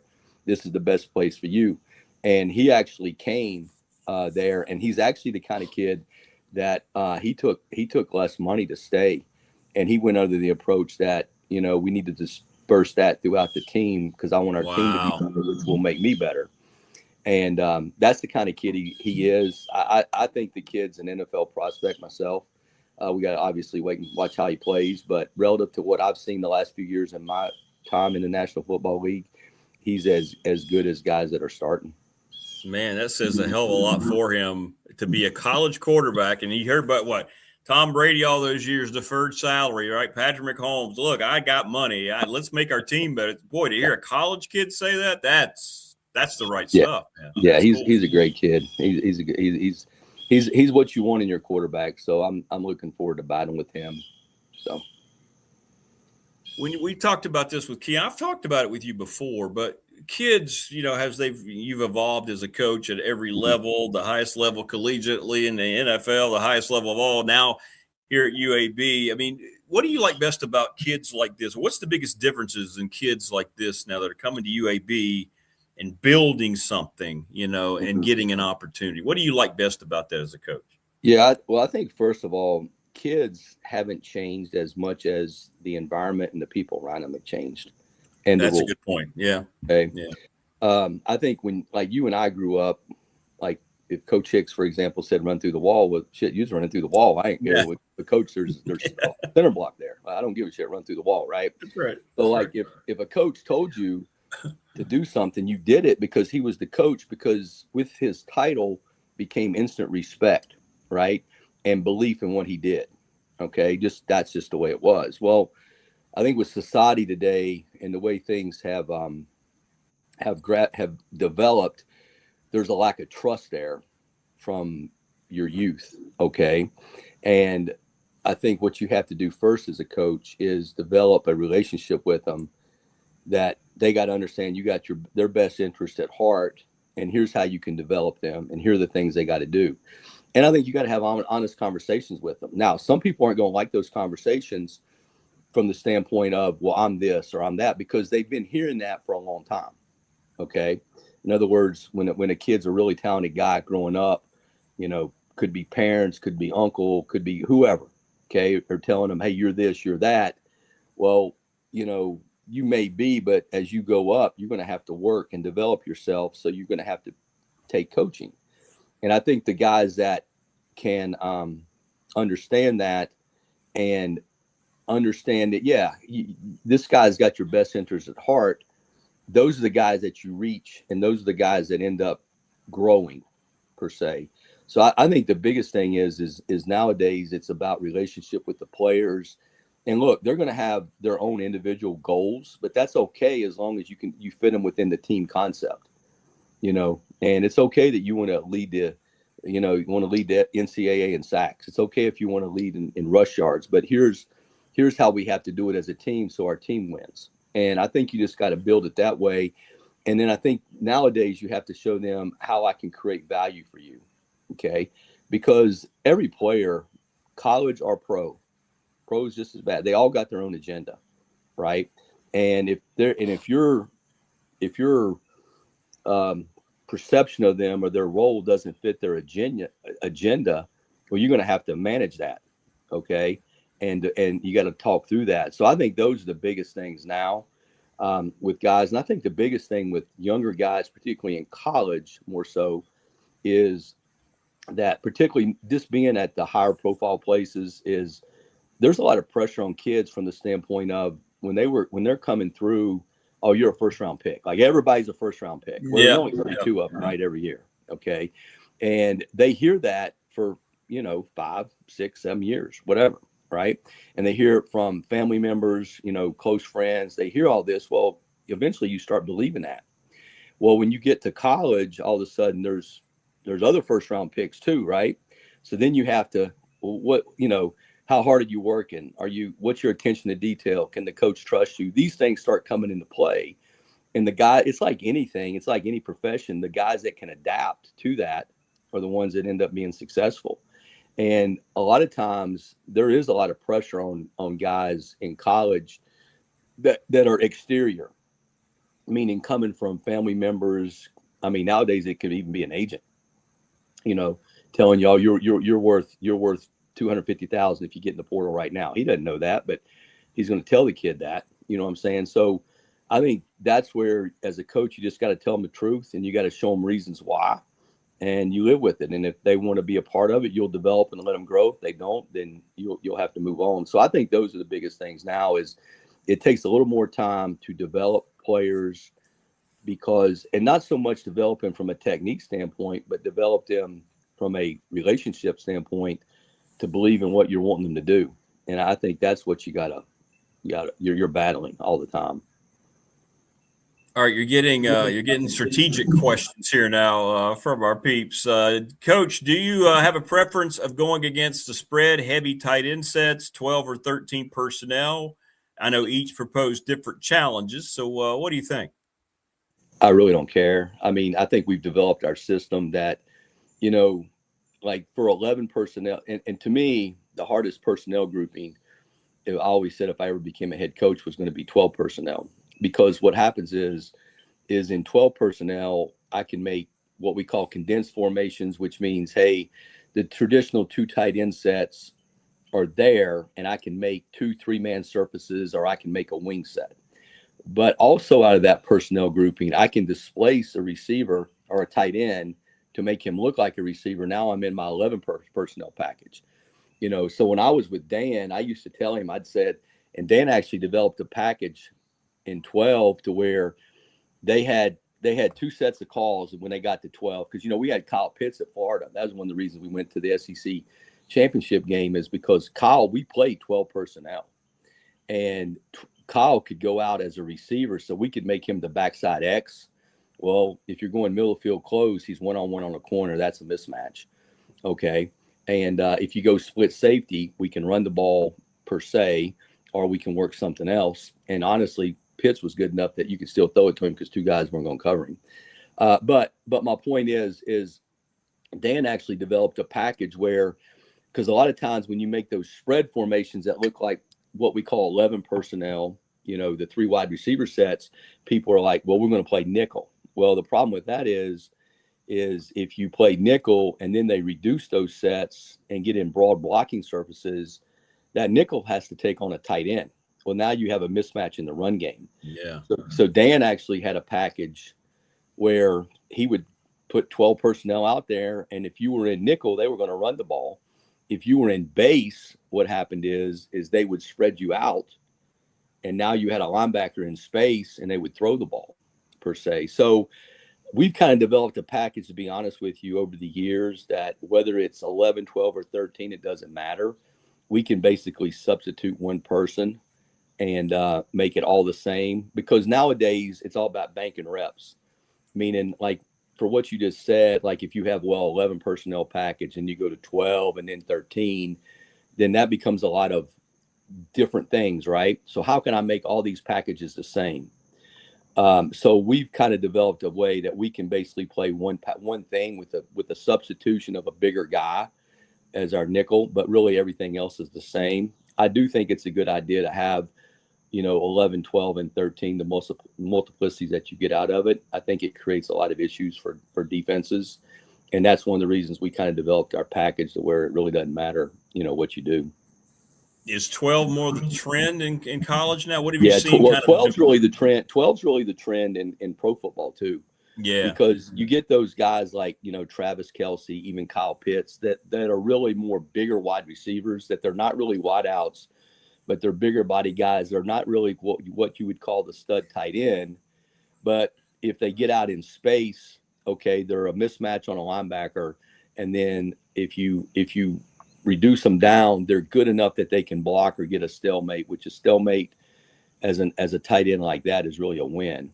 So, that ends up being the choice. Now, one thing I did study in the offseason, just because it's a trend, is, the Rams last year did a lot of 13 personnel, and they kind of went to it because of injuries at the receiving core, and they led the league in 13. So, football is like everything, man. If something's hot, people are going to get it. It's like a stock. It's like a stock, right? Hey, if it's hot, or a table in blackjack, this table's hot. Everybody's trying to get on it, right? So I did kind of look at that in the off season just to make sure there wasn't anything that we were missing from that perspective. But I do think if you're asking me, I think 12 personnel is the way to go, because you can create so many different personnel groupings and services, and it creates a little bit more stress on the defense with how they're going to match you. Well, and that's why Tech fan got excited when Luke Reynolds came in, right? He's a developing tight end, and they're going to play a lot of that, on the offense. So they should. You mentioned a guy like Pitts too. You said you could just kind of throw it in the general area. You knew he was going to get to the football. And Trask got so much. There was one time I think we were playing Ole Miss, and they had 3 guys on the guy, and he still threw it up to him. I'm like, this dude. I mean, there were 3 guys there, and Pitts went up and got it. He was so good. He hasn't quite, for whatever reasons, it hasn't quite been like that in pro football. I still think he's a talented guy, but I think sometimes that can be relative to the quarterback you're around and the system you're in too. But he was a really talented. He was one of the most talented guys, out there. And at one time, we were actually thinking about making him an outside backer. Early in the recruiting process, like he was that kind of athlete and had that kind of twitch and all that. But, he ended up going, of course, Dan being the head coach, he was going to put him on offense. And we put him over there, and he became a pretty dominant guy. But those are the kind of guys, if you look in the National Football League, because it's so hard to cover skill guys outside. Okay. So what happens is a lot of people play split safety coverage, which means you're going to play with safeties deep. Well, you play with safeties deep, that means you're trying to help your outside corners. Okay. Well, if you're helping them, your underneath guys are one-on-one. So that means guys like Pitts become one-on-one underneath. So the tight ends like Kelce, Pitts, back in the day, Antonio Gates, way back in the day, like Kellen Winslow back in the day, like all those guys, they end up being one-on-one, because to help them, you're going to have to double them somehow, some way. Well, if you do that, now you're leaving your outside guys one-on-one. So it's kind of like pick your poison. So definitely having athletic tight ends. And I think that's where teams that, I don't want to say like aren't the blue bloods per se, you know what I mean? Because, every position, like skill guys, like there are certain receivers that, okay, this guy's a dude, you know what I mean? Because of his length, like this guy's a guy. But then you're going to get a bundle of guys they're just all guys. And that's really the biggest thing I see from the SEC and the ACC when I was in it, is there were a lot of those good players at receiver. They weren't all necessarily guys, but they were all good players. Whereas up front, D-line wise, there's only so many of those. I mean, God only made so many big people that could run like that. I mean, that's just the way it is, right? Well, those mid-tier guys, the tight ends that are athletic, like we just talked about, those guys, there's an abundance of those guys too, and you can develop those guys. And to me, that's where I think schools that are, say, a notch below the blue bloods, but they want to compete with those guys, that's how you make it up, because you can scheme guys, you can get guys like that, and you can create mismatches and issues for people because not enough people play that way and everything. So, a lot of people like to play the spread where they spread you out and it looks like 3 wides or 4 wides, which, that can create issues at time too. But if you start reducing those blocking surfaces and create 3-man surfaces with a guard, tackle, and a tight end, and then all of a sudden the tight end has a wing, like that ends up that's an issue now that a lot of people don't work on. So anyway, that's how I think you should attack it. Well, there you go. People loving the education, Coach. Good stuff. See, we got you talking about football even on vacation. See what we did? Yeah, that stuff's easy though, man. You can do that over beer. Yeah. He's just sitting there rolling. Oh, well, here you go. This is what we're gonna do. Yeah. What is it? What is it? About 63 guys you've sent to the NFL, right? That you've coached. Yeah, it's right like at 60. It's unbelievable. It's right at 60 guys. So, it's funny. I still get a text from all those, but I'll be honest. The ones I got one from the other day from a kid that I coached, Herb Haygood, and Herb actually I recruited out of Sarasota, Florida, to Michigan State. He went to Michigan State and ended up returning a kick to beat Notre Dame, and he played for the Broncos for 3 years. Yep. And anyway, he what was funny is he got married. He's got kids now. He sent me he knew. So this is how you get to know kids. He knew I like to fish, right? So in one of his comments, he sent me a picture of him and his son, who's probably a teenager now, like 12, 13, 14. Hey, he was like, I'd like, let me know opportunities come up and all that. I want to get back in, because he had originally coached at Eastern Michigan, then kind of got out of it. He had actually became a head coach for a couple of years at a smaller D2 school, I think. And he was looking to get back in. He goes, you can invite me down to fish your pond and to fish your lake. And he sent me a picture of him and his son, fishing. And cool. You still get those relationships too. And those are just as good as they're great.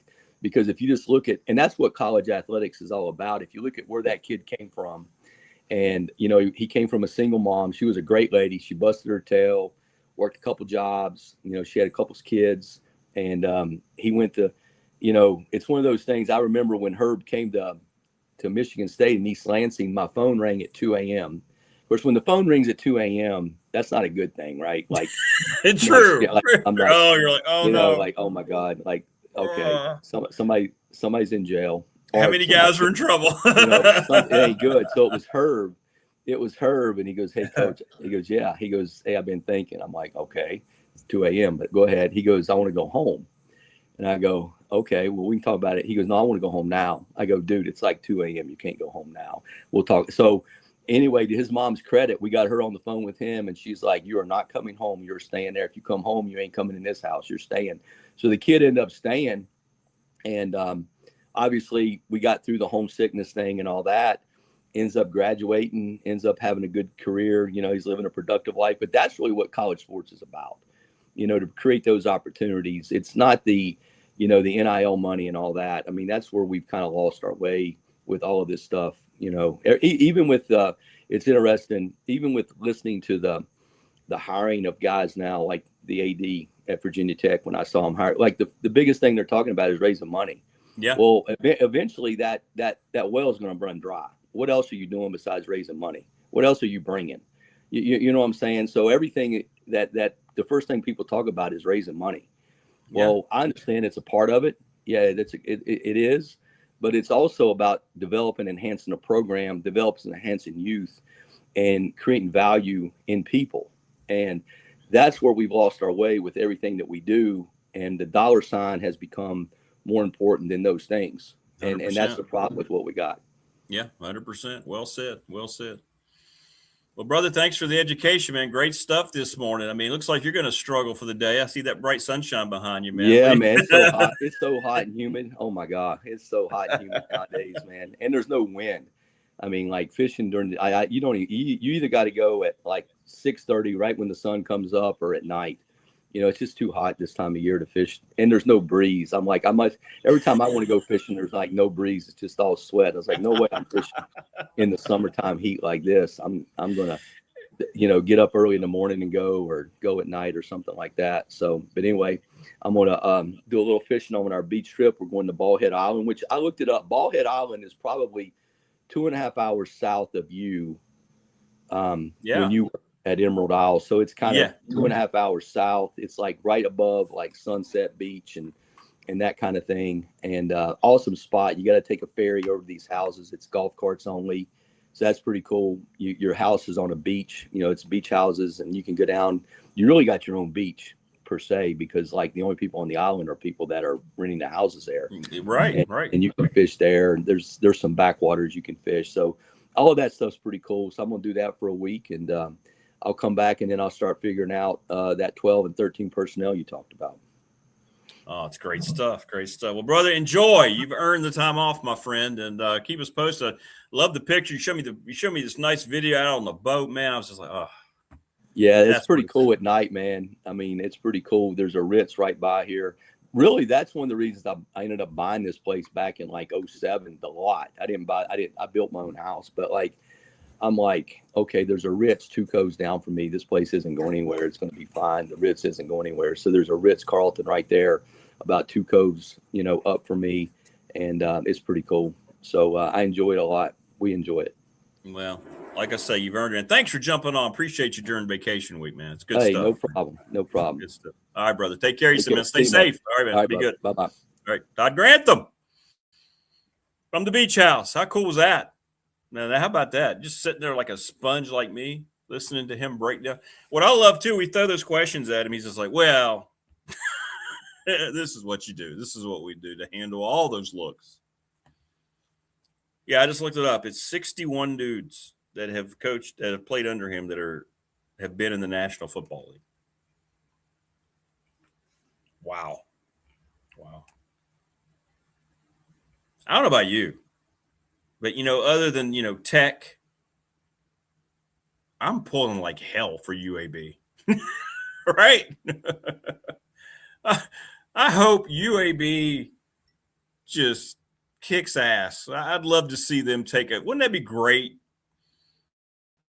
Because we think, you know, we're going to see the progression in Tech's program. Wouldn't it be great to see UAB just that opening night against Illinois? We're sitting there watching, you know, first week on a Thursday night, and we're heading to the fourth quarter, and it's tied at 20. You know, just that would just be, you know, go Blazers. Go Hokies, go Blazers. How cool was that?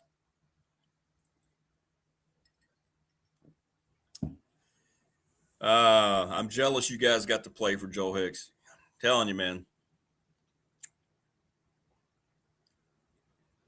It was the most important thing as a young boy, young person growing up, playing football, getting to that level. Okay, it's my time now to go to high school. Am I going to make it? If you made it in that, and when I got called in, I remember there was always 5 sophomores that made travel team. I never once expected to make travel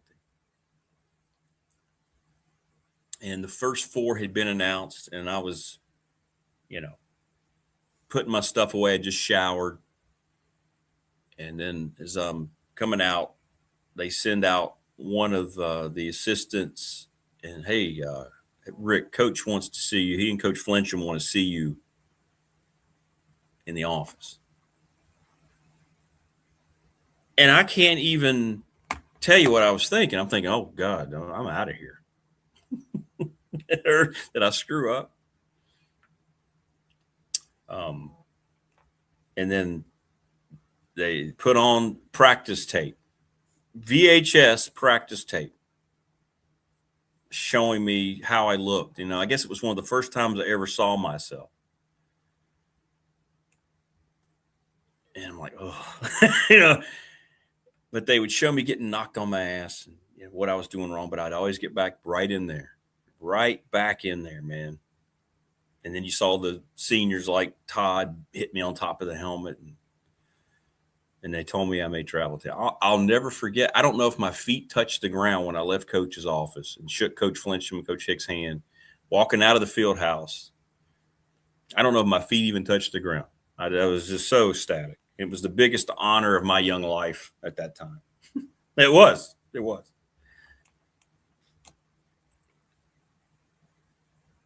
Good stuff. Good stuff. Low Country says, I was listening to that, and now I have to hit the over on 3.5 wins. Yeah, exactly. Yeah, they got a really good coaching staff. Coach Mortensen has got a lot of respect around. Well, he's a Nick Saban guy. Todd's a Nick Saban guy. So if you look, Prometheus says, if you're like me, you looked at the guys a few years older than you, like NFL. Yeah, you did. You looked at them 100%. That's a great way to describe it. You looked at them as like, those were your heroes on the gridiron. There's no question. No question. Coach Hicks was as tough as any human being that's ever been involved in my life. But yes, you loved and he cared so much about us. Coach Brian Albert says, I met Coach Hicks once my senior year at the cancer lift in Radford. He came up after he pressed 350. So cool to meet the legend. Yeah, tough. And there were days you wanted to walk out. And then you'd have coaches go, Rick, if he wasn't coaching you, then that means he doesn't think you're worth anything. If he's coaching you, he knows you're going to help at some point. And I don't know if I ever had an impact. I caused a couple of turnovers. You know, I remember causing a deflected interception and getting in on the quarterback on the late blitz. And I was a really good special teams guy. But yeah.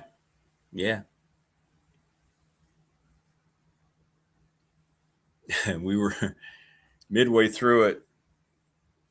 Oh, you know, because you're on the scout team too. When you're sophomore and you're playing up at the varsity, I mean, you do whatever they tell you to do, and you don't mind it. You're just part of it. And I was always the scout team, and I could run a little bit. I was a linebacker in the center, but they put me out, and I was lined up as like a slot receiver, and I don't remember who we were playing. It's PH or Salem. It wasn't Salem. It was Fleming or PH or K. I don't know, one of those two. And I remember he was like, he had the diagram up because he was always in charge of the scout team. He wanted the scout team to beat the Todd Grantham starting deep. Like he always took pride in it. And Rick, you're here. Rick, you're going to play. You're going to be so-and-so here in the slot. Now, what we need you to do, we need you to go out. You got to crack back, but you're faking that. And we want you to run a banana. And I guess he looked back and saw me because I think the look on my face was, what?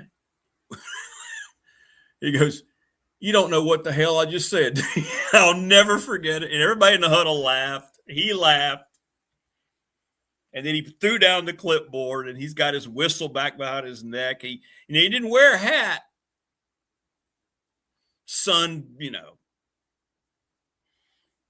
And he's showing me what he wanted me to do on the look to give the DBs the best look. Never forget it. You never forget it. It's part of who you are your entire life. Yeah, Alan Wheeling, yeah. You better believe it, Low Country. Terrific quarterback for the Burgundy and Gold. Absolutely. Yeah, Coach Hicks, Willis White, Coach Linneberg. You name it. You name it. Coach Ragsdale, Winthrop Beal. Just great people. Coach Chris. Banana in the tailpipe. Well, you know, the banana was supposed to, and then you were supposed to make it look like a banana, right? And I guess I knew that. But I think I got lost in the the fake I was supposed to be carrying out. What?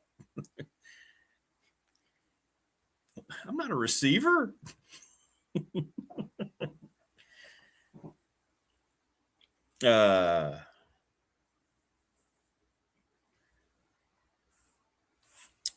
Text message on the Professional Door text line. Brother, I'm going to tell you one more time about what Professional Door is doing here in the month of July, starting today. Do not hesitate. Get scheduled ASAP, because if you just schedule your garage door preventative maintenance during this month, right off the top, $40 you're taking off if you tell them you heard us talking about it here on BDST. It can happen in August, September, doesn't matter when it happens, but you can get the 40% off. So do not hesitate. 674-0008. 674-0008. That number again is 540-674-0008.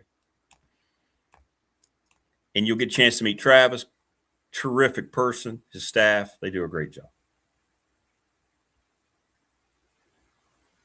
But the one time that stands out for me too, Coach Hicks, you have one moment you remember. Somebody was just asking me about, was his intensity always? Yeah, but he knew how to handle different personalities. Yeah, $40, not 40%, $40 off. Travis is like, what the hell? $40 right off the top if you do it in July, mentioning the show. And I remember we were sitting around, this was Salem week, and this is for the district championship, and they were undefeated. And we were all sitting around going out for practice. And I remember we were always like, what are we doing? Why are we sitting around? And he comes around the corner, and everybody knows if you saw Coach Hicks, that jaw would get clenched. And he came in, he walked up between us, and we're all just sitting there thinking, uh-oh, what do we do? First thought you always had was, what do we do? And he has his clipboard, which he was famous, slammed it down on the table next to the projector. He goes, he looked at us, man, we've got it figured out. We are going to beat Salem's ass. And you talk about a group of guys, young guys who were just, I'm getting chills right now just thinking about it. So he went through the film. He showed us some things he had noticed that nobody had tried and something that his staff had picked up on, just scouting them. And we implemented a few changes here defensively. We did some different things with our splits on the offensive line. I think we ran for 250 yards, beat the hell out of them, shut them down. And at that point, when you're walking in as your district champions, you're thinking, God himself sits in that office, right? The football, right? That's the kind of presence that he had. Coach Elmo, you know what I'm talking about. Coach Elmo was exactly the same way. By the way, I'm writing my piece this week in the Patriot on Coach Elmo. By the way, look, he's got his UAB Blazer shirt on his page. Yeah, you didn't go near Coach on Fridays. Yeah. No. Mm-mm. No. No, that's right, Patrick. No, he's Coach.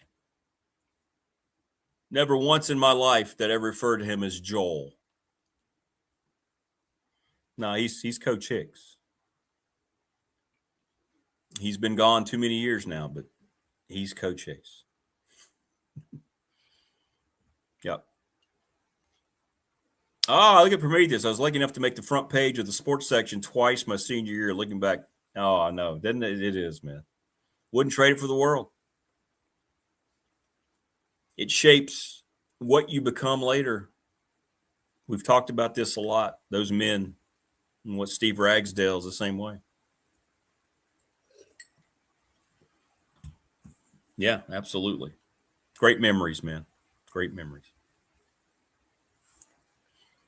But good stuff today, as always. Tomorrow, we'll have the show, and then I'm going to do Pop again on Thursday night. Now, I might start a little earlier than 7. We'll see. So make your plans to be there.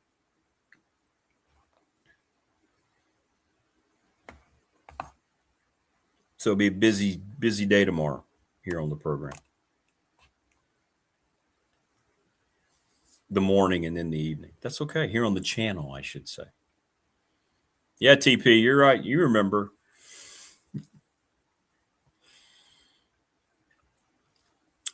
One of the things that it brought me, looking back now too, when I started full time at Radford, Coach ran all the time up until he couldn't anymore.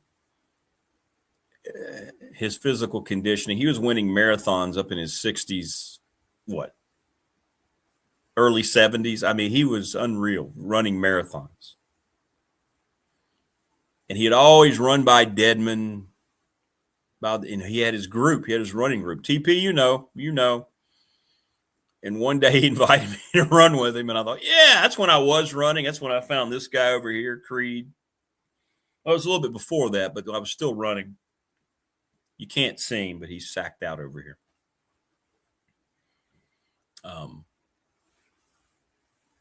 Yeah, I'll get in there. Yeah, I'll meet you down there, Coach. I'll be there. Sure enough, there I was that Saturday morning.